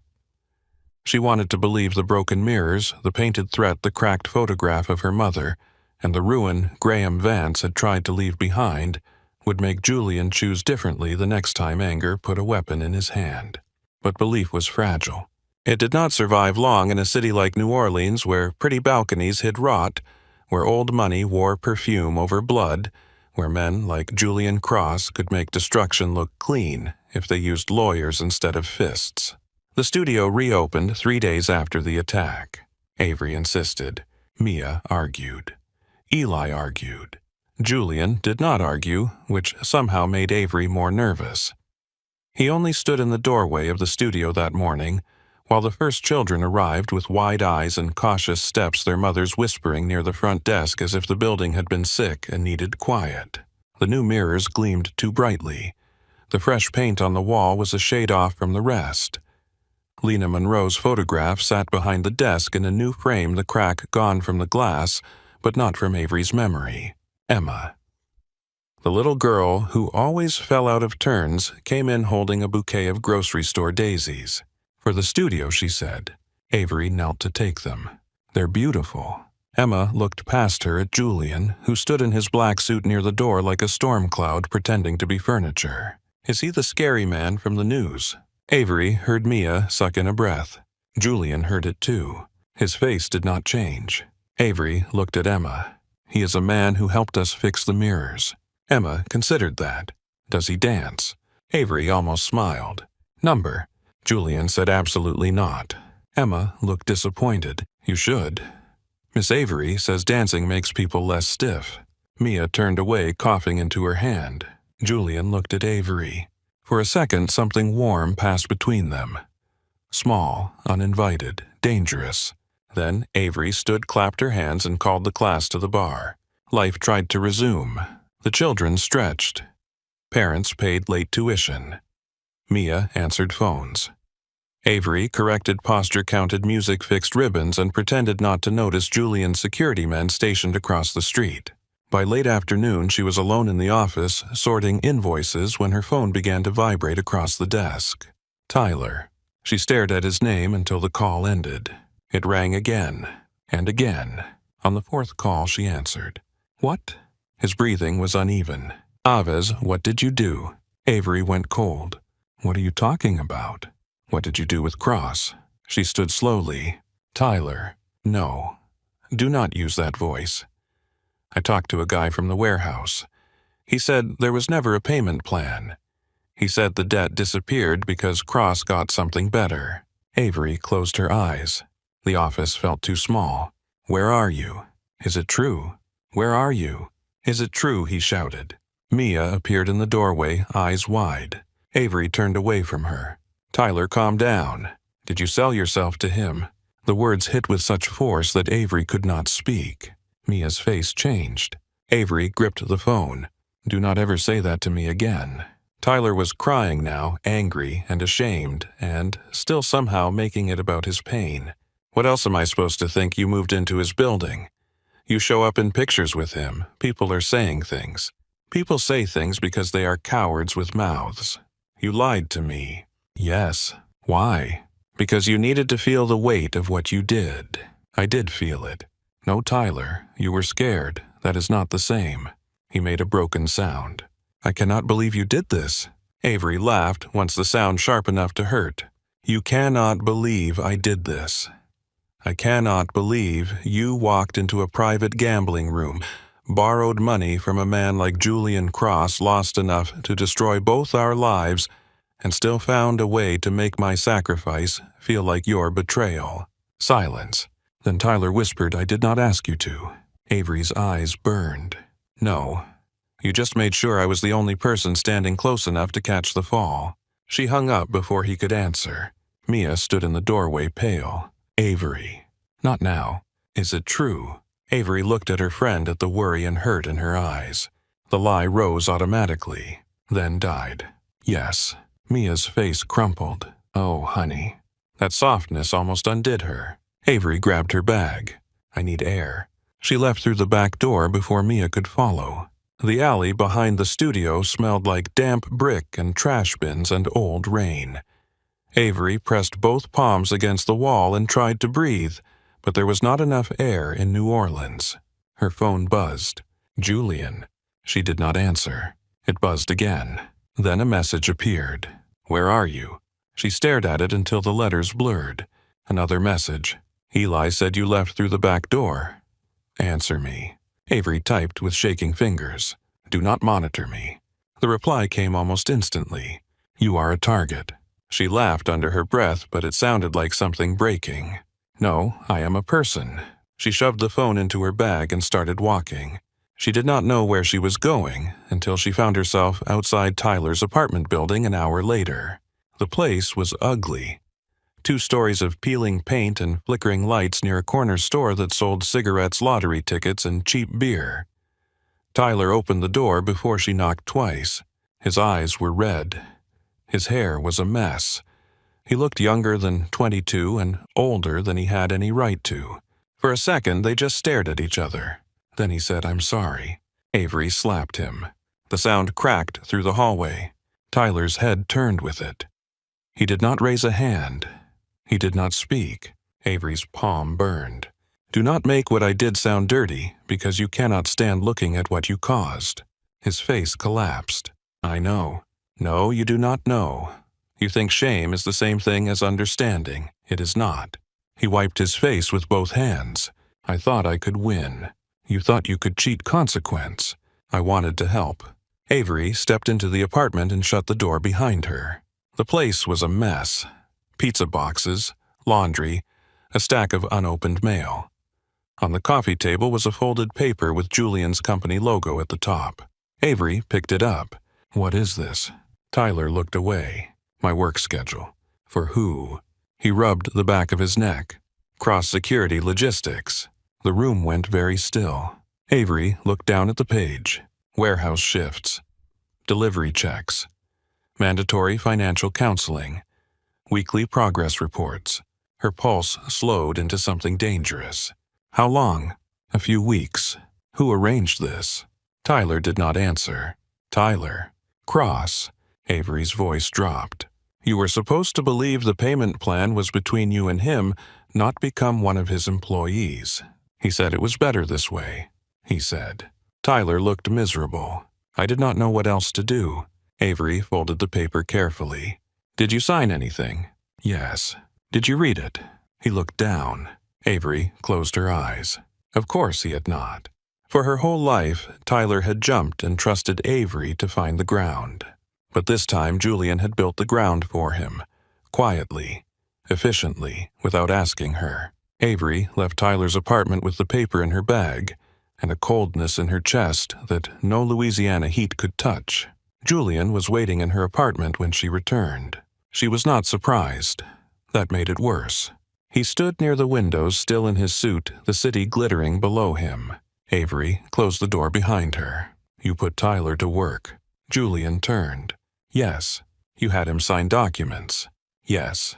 "You monitored him, directed him, controlled where he worked, who he reported to, what he paid, what he thought he owed." Julian's expression stayed calm, but his eyes sharpened. He needed structure. He needed truth. He needed consequences. He needed to grow up. "You gave him another powerful person to obey." Julian's jaw tightened. "That is not what happened." "That is exactly what happened." Avery pulled the folded paper from her bag and threw it onto the table. "You took my condition and turned it into a system. Your condition was that he believed he had to work off the debt. My condition was that he learn. Not that you manage his life from behind a curtain. He would have run. Then let him run." Julian stared at her. Avery stepped closer. "Let him fail. Let him be angry. Let him hate me. Let him face something that is not quietly arranged by someone else before he gets there." Julian's voice hardened. "You do not know what men like Tyler become when no one stops them." "Yes, I do. I raised one." The words hit them both. Avery's throat tightened, but she kept going. "I spent half my life stopping him. I did not ask you to take over. I was protecting you." "No. You were protecting the version of me that stays useful to you." His eyes flashed. "That is not fair. Neither is a contract signed by a terrified woman whose brother was drowning in your debt." Julian went silent. The words changed the room. Avery saw it hit him. Not fully, not enough, but somewhere deep enough to hurt. He looked away first. "I cleared that debt. You created the room where he could bury himself in it. He chose to gamble, and you chose to profit from desperation." Julian's face closed, the old armor sliding back into place. "You knew who I was when you signed." Avery nodded slowly. "I did, but I think I forgot who I was." She walked past him into the bedroom. "Avery." She did not answer. She pulled her suitcase from the closet and laid it on the bed. Her hands were steady now. That scared her. Calm had always been her final defense before collapse. Julian appeared in the doorway. "What are you doing?" "Leaving. The contract has 3 months remaining. Then sue me. You know I would never." "I do not know what you would never do, Julian. That is the problem." He stepped into the room. She turned sharply. "Stop." He stopped. The fact that he obeyed almost broke her. Avery opened drawers and began folding the clothes she had brought from home. Not Vivian's gowns. Not the silk pajamas Julian's people had stocked. Not the designer coats or shoes or jewelry. Only her old jeans, sweaters, black leotards, and the worn cardigan her mother used to wear during rehearsals. Julian watched her pack like a man watching a house burn with his hands tied. "I can fix this," he said. Avery laughed softly. "That is what you do, isn't it?" "Avery, no. You fix, you arrange, you remove obstacles, you punish threats. You cover costs. You buy replacements. You make the world safer by making it smaller." He said nothing. She zipped the suitcase. "You touched my wrist that night like I had a choice." His face changed. Avery looked at him through tears she refused to let fall. "I think that is why I stayed longer than I should have. Because for 1 second you asked. I can ask now." "No," she whispered. "Now you want to ask because I am already leaving." He stepped closer, then stopped himself. "I love you." The words entered the room quietly. No music, no thunder, no cinematic mercy. Just a man saying something too late. Avery closed her eyes. When she opened them, Julian looked almost afraid. "That may be true," she said, "but you do not know how to love without holding the key." He flinched. "I can learn." "I believe that." The hope in his eyes was unbearable. She picked up her suitcase. "But I cannot be your lesson." She walked past him. In the living room, she paused beside the table and removed the diamond earrings Vivian had sent for the next event. She placed them beside the contract folder. "Keep the apartment. Keep the dresses. Keep the story everyone wants to believe." Julian's voice was rough. "What do you want me to do?" Avery looked back. "Nothing." The word wounded him more than anger would have. "You do not get to follow. You do not get to send Eli. You do not get to call Mia. You do not get to solve the pain of losing me by managing it better." He stood still. She opened the door. "I was never yours," she said. "Not when you protected me. Not when you frightened me. Not when I wanted you. Not even when I almost forgot." Then she left. Julian did not stop her. That was the first thing he did right. Avery spent the night in the studio office on the old couch beneath a thin blanket and the humming fluorescent light. Mia sat with her until 2 in the morning, then fell asleep in the desk chair with her arms crossed and her chin tucked to her chest. Avery did not sleep. At dawn, she stood barefoot in the studio and looked at the mirrors. For the first time in weeks, every reflection belonged only to her. It should have felt like freedom. It felt like grief. Across the city, Julian Cross stood in his office while the sun rose over the river. Grace Holloway entered at 7:30, took one look at him, and did not offer coffee. That bad. Julian did not turn from the window. She left. Grace was silent for a moment. "Good." He turned then. Her face was calm, but her hands were tight around her tablet. Julian's voice cooled. "Careful." Grace lifted her chin. "Number." The word struck the room with surprising force. Julian stared at her. Grace had worked for him 6 years. She knew where bodies were not buried because Julian rarely needed bodies. She knew which companies were clean, which were not, and which men smiled too much when violence was mentioned. She had never once raised her voice to him. She did not raise it now. She should have left sooner. Julian's face hardened. "You think I hurt her? I think you keep calling it protection because it sounds better than fear." His eyes narrowed. Grace continued before courage could fail her. "You paid her studio, moved her into your building, dressed her, watched her, controlled the people around her, and then acted surprised when she noticed the walls. I kept her safe. You kept her close." The distinction cut. Julian looked away. Grace softened, but only slightly. "People do not stay because you lock the door beautifully."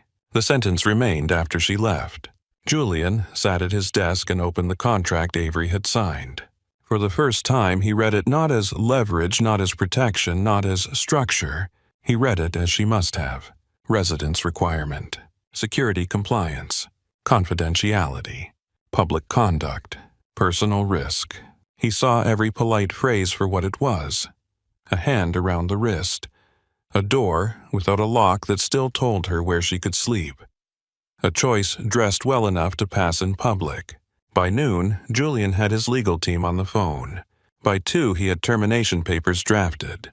By 4, he had removed Tyler from every cross payroll, erased the repayment structure, and transferred the studio support into an independent trust that did not require Avery's contact with him. At 5:17, Eli entered without knocking. Julian looked up. "What?" "Tyler Monroe is missing." Julian stood. "What do you mean, missing?" "He did not show up for his counseling appointment." "His phone is off. his apartment door was open. Julian felt the old instinct rise instantly. Find who took him. Break the first man. Make the second talk. Burn the path from threat to source. Then he saw Avery in the broken studio. Do not become worse because I got hurt. His hands curled against the desk. Graham Julian said. Eli nodded. Most likely. Does Avery know? Not yet. Julian grabbed his coat. She hears it from me.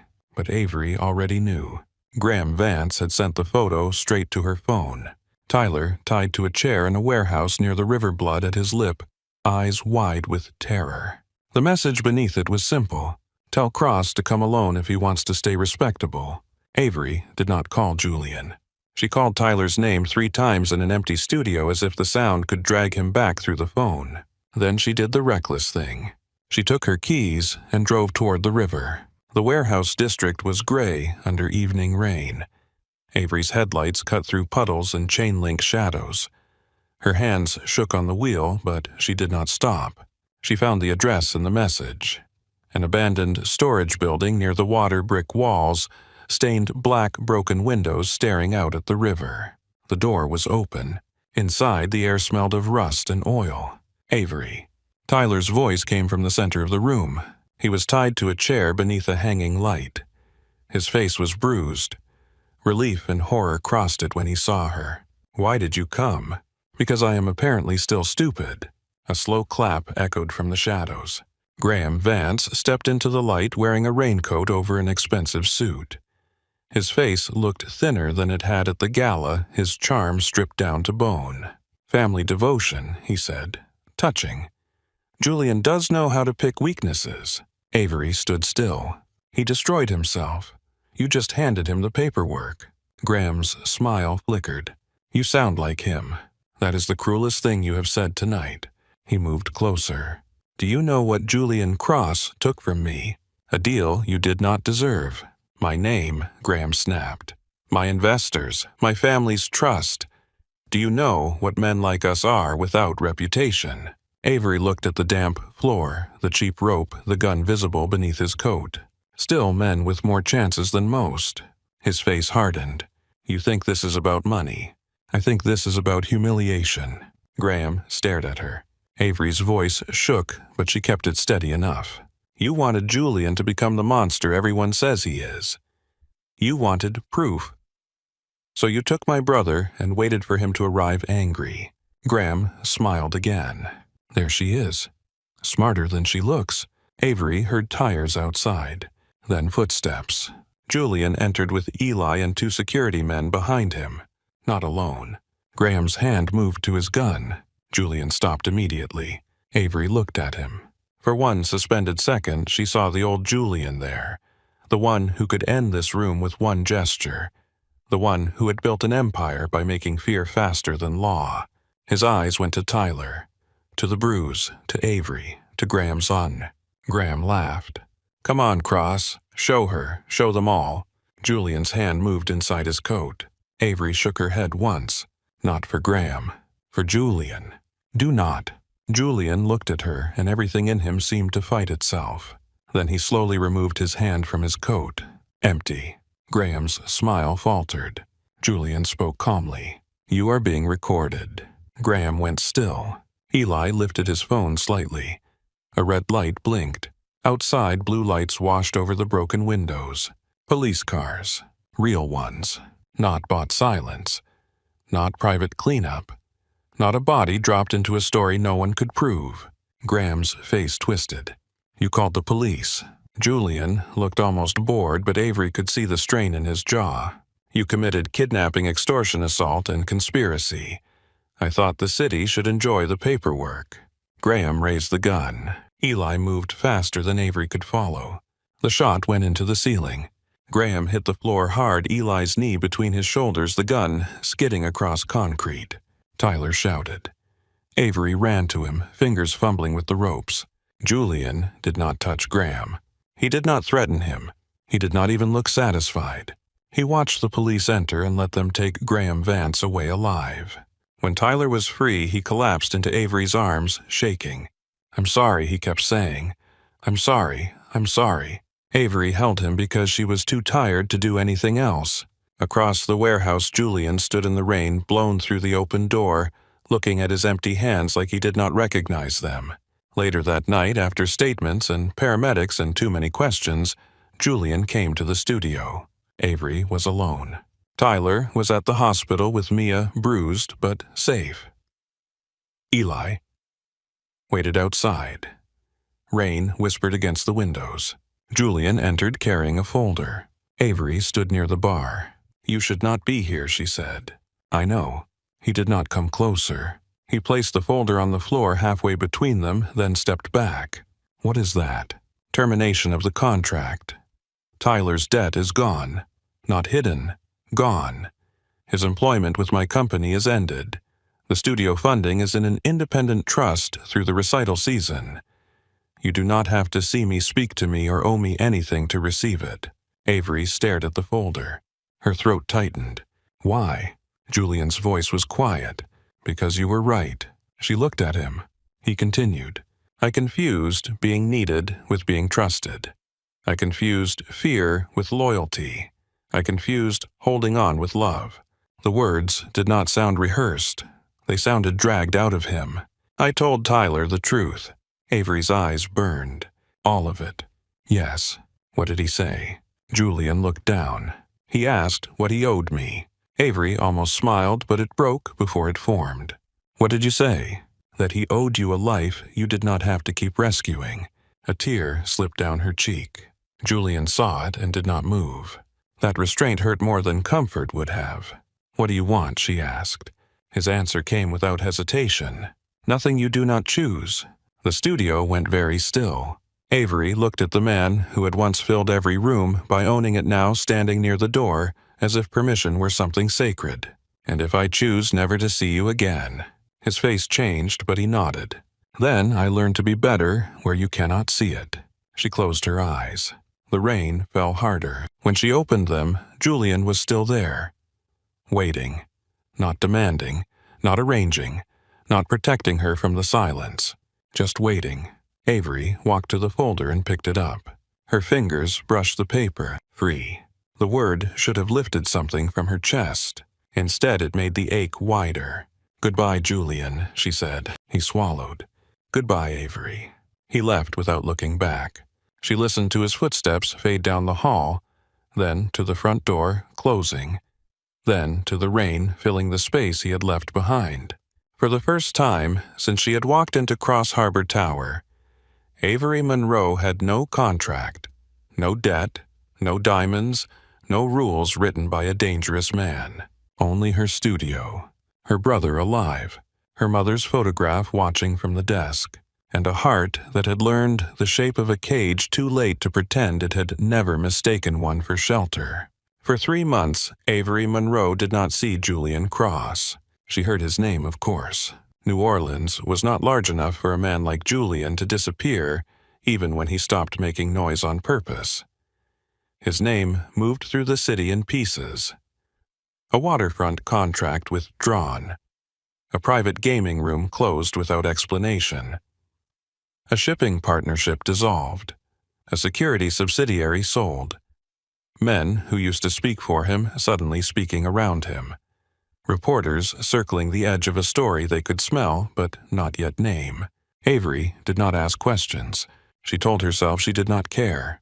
Most mornings, she arrived at Monroe Dance Academy before sunrise and unlocked the front door while the streetlights still glowed over damp pavement.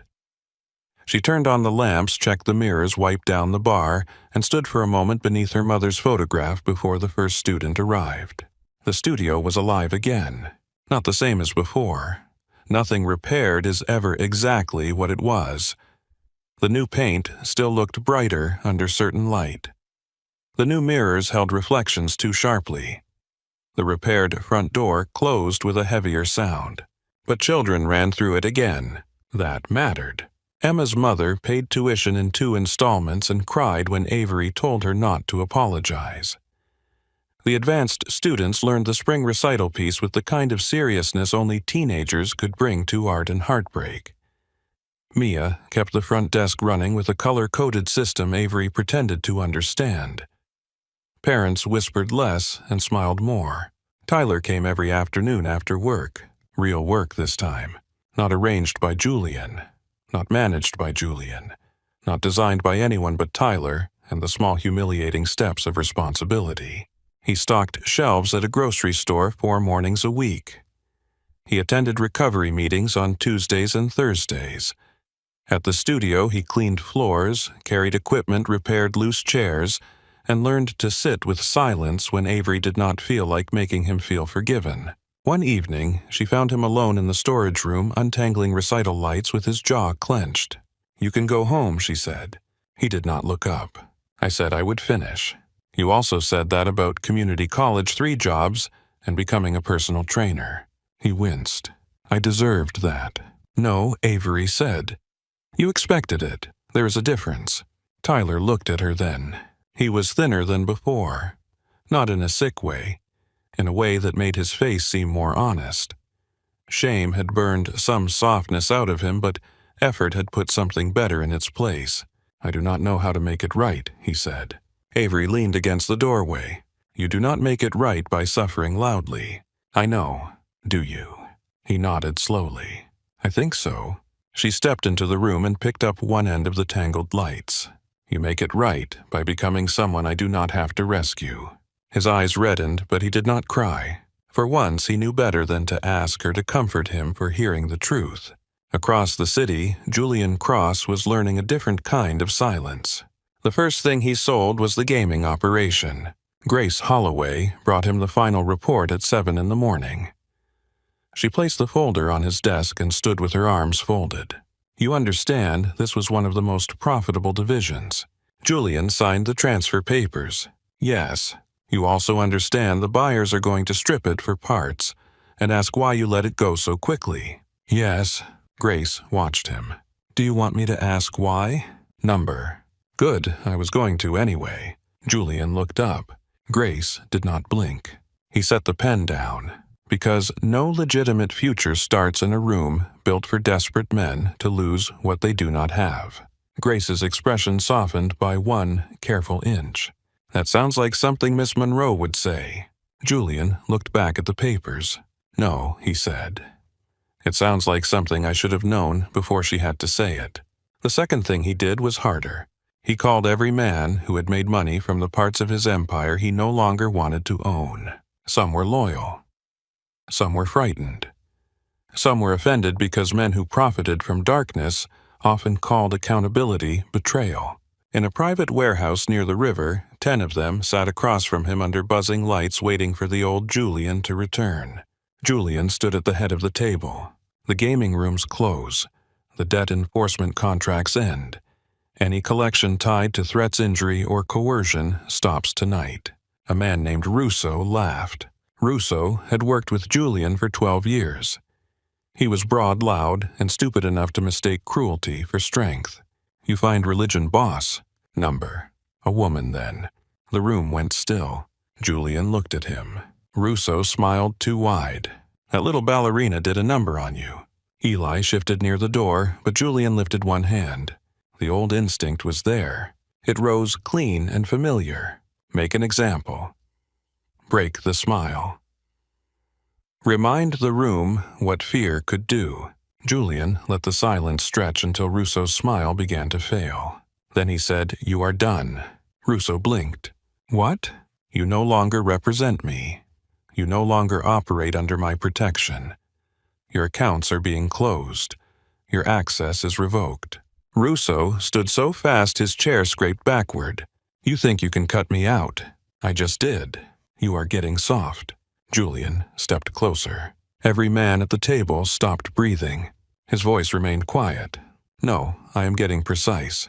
Russo's face paled. Julian did not touch him. That was the part that frightened the room most.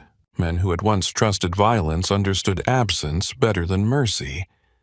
They knew what Julian was choosing not to do, and the choice made them uncertain. Uncertainty was not redemption, but it was a start. By the end of the second month, the rumors grew teeth. Some said Julian Cross was weakening. Some said federal investigators were circling. Some said he had fallen in love with a dancer who left him and taken half his empire apart trying to find the man she thought he could be. Avery heard that last one from Mia, who tried to deliver it casually while sorting costume invoices. Avery looked up from the desk. Who said that? My cousin heard it from a bartender who heard it from a city clerk who probably made it up. That is not a source. It is New Orleans. That is practically a sworn statement. Avery went back to the invoices. Mia sat across from her. You can ask about him. I do not want to. You looked at that same invoice for 4 minutes. It is a complicated invoice. It says tool. Avery set the paper down. Mia's voice softened. I am not telling you to forgive him. I know. I am not even telling you to see him. I know. I am saying you can miss someone and still know leaving was right. Avery looked toward the studio floor where the younger students were practicing in uneven lines. Emma fell out of a turn, frowned, and started again without waiting to be told. I do miss him, Avery said quietly. Mia reached across the desk and touched her hand. Avery did not cry. That surprised her. Maybe grief changed shape when no one was trying to manage it. The scholarship letter arrived 2 weeks before the recital. It came from the Ashford Arts Foundation, printed on thick cream paper that looked too expensive for the studio mailbox. Avery opened it between classes expecting a donation acknowledgement or an invitation to something she would not attend. Instead, she read the first paragraph twice, then a third time. Mia leaned over her shoulder. What is it? Avery handed her the letter. The foundation wanted to fund a full outreach program through Monroe Dance Academy. Transportation. Shoes. Tuition. Meals during long rehearsal days. Partnership classes in 3 schools where children rarely had access to classical arts training. The program would carry Lena Monroe's name. Mia covered her mouth. Avis. Avery sat down slowly. At the bottom of the letter was Beatrice Ashford's signature. No mention of Julian. None. That was how Avery knew. She called Beatrice from the office phone because her hands were not steady enough for her cell. The older woman answered on the 3rd ring. I wondered how long it would take. Avery closed her eyes. He did this. He made a donation. Beatrice. A significant anonymous donation structured through my foundation with no public credit and no control over how you use it. Avery looked through the office window at her students. Why? Because I imagine he wanted to give you something he could not hold. The words sat quietly inside her. Did he ask you to tell me? Number. Then why are you? Because I am old rich and enjoy interfering. Avery almost laughed. Beatrice's voice softened. He is changing Avery. Avery looked at the cracked edge of her mother's old watch. People say that when men become quieter. I do not mean quieter. I mean poorer. Avery blinked. Beatrice continued. He has walked away from profitable things. Dirty things, yes, but profitable. Men around him are angry. Some are circling. It would be safer for him to remain what he was. Avery said nothing. He is not doing this well, I imagine. Men rarely do. But he is doing it where you cannot see. Avery swallowed. That does not mean I should go back. No, Beatrice said. It means when you decide what you want, you can decide with both eyes open. That night, Avery stayed late at the studio. She stood in the center of the empty room, the scholarship letter open on the piano bench. Rain tapped at the windows. Her mother's photograph watched from the desk. For years, Avery had believed legacy meant preservation. Keep the studio open. Keep the photograph clean. Keep the same classes, the same dreams, the same rituals, because changing anything felt like letting her mother disappear. Now, the letter lay in front of her offering something larger. Not a museum, a living thing. The next morning, Avery drove to the cemetery. Lena Monroe was buried beneath a magnolia tree on the edge of a family plot that did not belong to their family. A friend of Beatrice's had arranged it years ago when Avery had been too broken to question Grace. Avery knelt in the wet grass and brushed leaves from the stone. Hi, Mom. The wind moved through the magnolia branches. Avery took the scholarship letter from her coat pocket and unfolded it. They want to name a program after you. Her voice shook. Not just the studio. A real program. Schools. Children who cannot pay. Shoes and buses and teachers and everything you used to say should exist if the world were built by people who remembered being poor. She laughed softly through tears. I thought keeping everything the same was how I kept you. But maybe I was just afraid that if the studio changed, I would have to admit I changed too. Avery pressed her fingers to the name carved in stone. I loved him. There. The truth. It did not break the sky. It did not summon judgment. It simply stood between her and her mother like a candle in rain. I think I still do. But I love myself differently now. The wind shifted. Avery folded the letter and stood. I'm going to build it, she whispered. Not because he paid for it, because we dreamed it first. The recital arrived on a warm Friday evening in April. The small theater near the university filled with parents, donors, students, teachers, board members, and people Avery had only seen before in rooms where Julian's name changed the air. Beatrice sat in the front row wearing pearls and an expression that dared anyone to disappoint her. Daniel Park arrived with his daughter, who brought flowers for Avery and rolled her eyes when her father introduced her too proudly. Councilwoman Royce came too stiff but polite and handed Mia a check for the outreach program without making a speech. Tyler worked backstage with a headset and a clipboard, taking his assignment with the solemn panic of someone guarding national security. You look terrified, Avery told him. I am in charge of 12 children with glitter and 2 costume changes. Good. Fear means you understand the job. He smiled. Then his face softened. Mom would be proud. Avery looked away before her eyes could fill. Yes, she said, she would. The recital began. Tiny dancers stepped into light. Music rose. Tights wrinkled at ankles. Ribbons came loose. One child waved to her grandmother. Another forgot the choreography and copied the girl beside her with great confidence.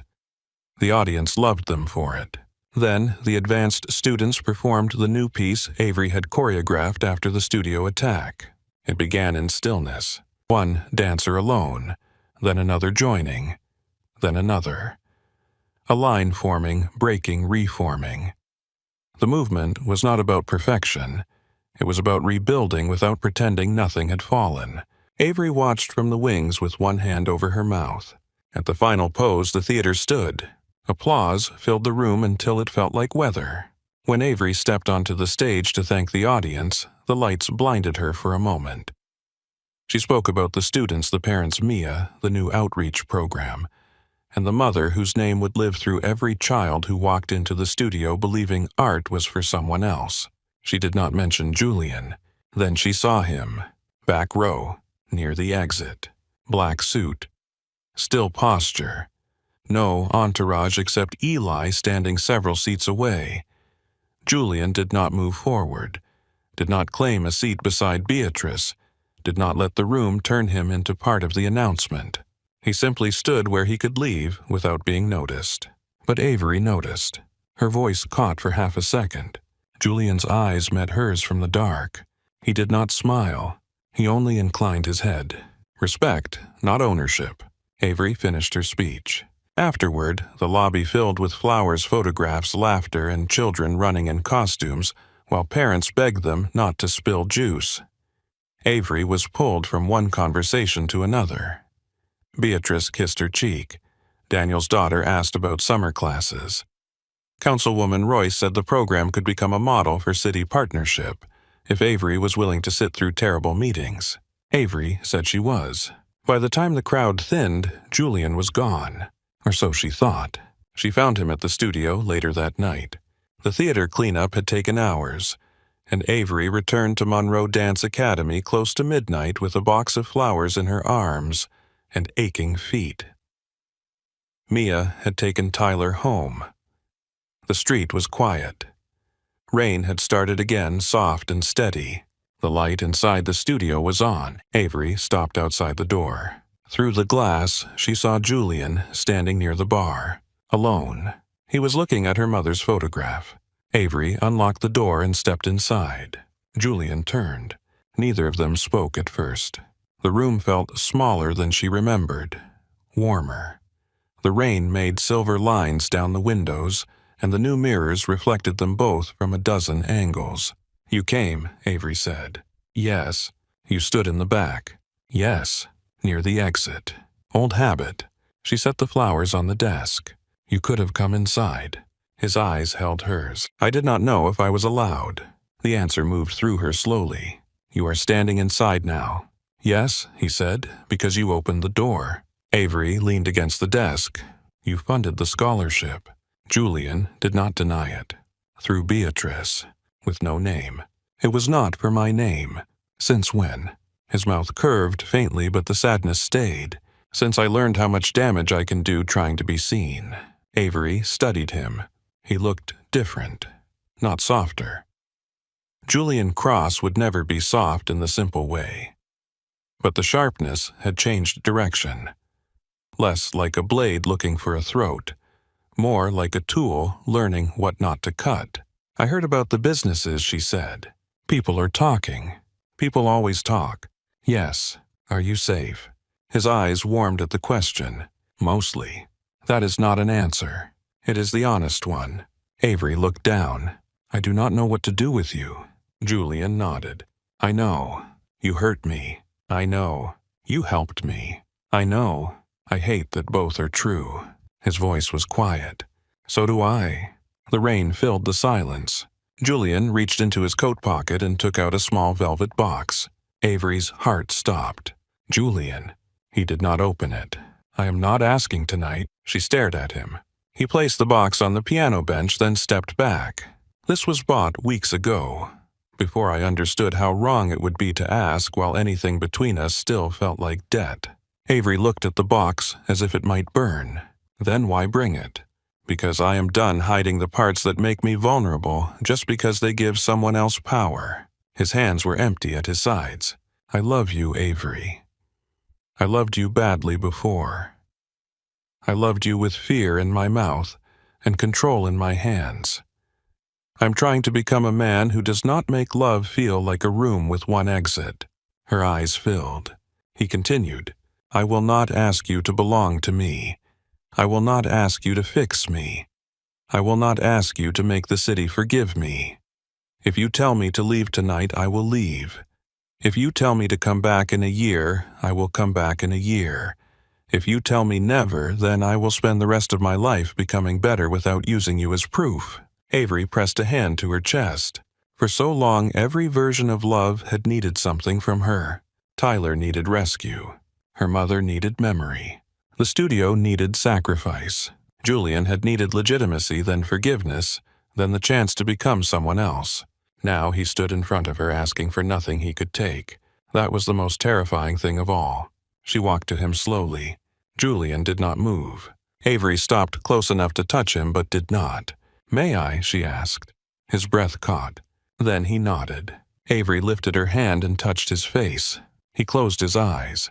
The great and dangerous Julian Cross stood in her studio under fluorescent lights and rain shadow undone by the gentleness of her palm. Avery smiled through tears. "You asked me once if I had ever been touched like I had a choice." His eyes opened. "I remember. I have now." Julian's face changed. Hope was a dangerous thing on him. It made him look younger, almost unguarded. Avery glanced at the velvet box. "I'm not saying yes tonight. I know. I am not saying no." His voice roughened. "I know." She took his hand. Not because he reached for her, because she chose to. Months passed after that. Not like a montage. Not like a miracle. Like real time. Slow, difficult, uneven. Julian came to the studio when invited. Sometimes he sat in the office while Avery worked and said nothing for an hour. Sometimes he helped Tyler repair shelves, and the two men moved around each other with the awkward care of people connected by harm and trying not to make more of it. He attended city meetings and let people insult him without buying their silence afterward. He lost money. He made enemies. He made smaller promises and kept them. Avery expanded the Lena Monroe outreach program into 3 schools, then 5. She hired 2 more instructors. She taught fewer classes herself and felt guilty about it until Mia told her leadership was not abandonment. Tyler reached 6 months without gambling and brought Avery a cheap grocery store cake to celebrate. It said, "Sorry I was an idiot," in blue icing. Avery cried so hard she had to sit down. On the first anniversary of the night Avery signed Julian's contract, he walked into the studio after the final class carrying no flowers, no diamonds, no grand gesture. Just 2 coffees, one black with a splash of cream. Avery took hers. "You still know my order. I know many things. I'm trying not to weaponize them." She laughed. The studio was empty except for them. Evening light stretched across the floor. Outside, the city hummed with summer heat. Julian looked at the piano bench where the velvet box had sat for months inside a drawer Avery pretended not to think about. Avery followed his gaze. Her heart began to beat harder. She walked to the drawer and opened it. The box was still there. She picked it up and turned back to him. Julian stood very still. Avery crossed the room and placed the box in his hand. His voice was barely above a whisper. "Avery, ask me." He stared at her. "Are you sure?" She smiled. "I like that question on you." Julian sank to one knee. Not in a ballroom. Not under chandeliers. Not in front of old money or cameras or enemies waiting for weakness. In her studio. On the floor her mother's dream had bought. In the place Avery had saved, lost, rebuilt, and finally chosen for herself. Julian opened the box. The ring was simple. A single stone, clear and bright, set in a thin band that looked like it belonged to a life, not a performance. "I will not ask you to belong to me," he said. "I will not ask you to save me. I will not promise I will never be afraid, angry, or wrong. I can only promise that when I am, I will not make it your cage." Avery covered her mouth. Julian's eyes shone. "I am asking if I can build beside you. Freely, honestly, for as long as you choose me back." Avery looked at the man kneeling before her. The city still knew his name. The past had not vanished. The darkness in him had not turned into light just because love asked nicely. But he had chosen again and again when no one was watching. He had learned to open his hand. Avery whispered yes. Julian bowed his head like the word had struck him. Then he slid the ring onto her finger with hands that trembled. Avery laughed softly through tears. "I have never seen you nervous. I have never had this much to lose." She knelt in front of him and took his face in both hands. "No," she said. "You have never had this much that could stay without being forced." He kissed her then, gently. Like a question, like an answer, like every locked door in the world had finally learned how to open from the inside. A year later, Monroe Dance Academy was too loud, too crowded, and more alive than Avery had ever imagined. Children filled the expanded studio. Parents lined the hallway. Mia ran the front desk like a general. Tyler taught the youngest students how to set up mats and always reminded them to watch their step. Beatrice sat in the corner during scholarship showcases and frightened donors into writing larger checks. Julian stood near the doorway as he always did, not because he was ready to leave, because he liked watching people enter. A little girl fell out of a turn and landed hard on the floor. The room quieted. Avery walked over and crouched beside her. The girl's lip trembled. "I messed up." Avery smiled. "Good." The child blinked. "Good. Now you know where the floor is. Try again." The girl wiped her face, stood, and returned to her place. Avery clapped once. Again, not because it was wrong, because it can be better. Across the room, Julian heard the words and looked at his wife. Avery caught his eye in the mirror. He smiled. Not the old smile that warned men away. A real one. Outside, rain began to fall over New Orleans, soft against the windows, turning the streetlights gold. The city was still beautiful, still dangerous, still full of men who mistook fear for power, and women who had survived being underestimated. But inside the studio, music rose. Avery counted the beat. The children moved. And Julian Cross, once the most feared man in the room, stood quietly at the edge of all that light, grateful that love had not saved him. It had given him a choice, and every day he chose,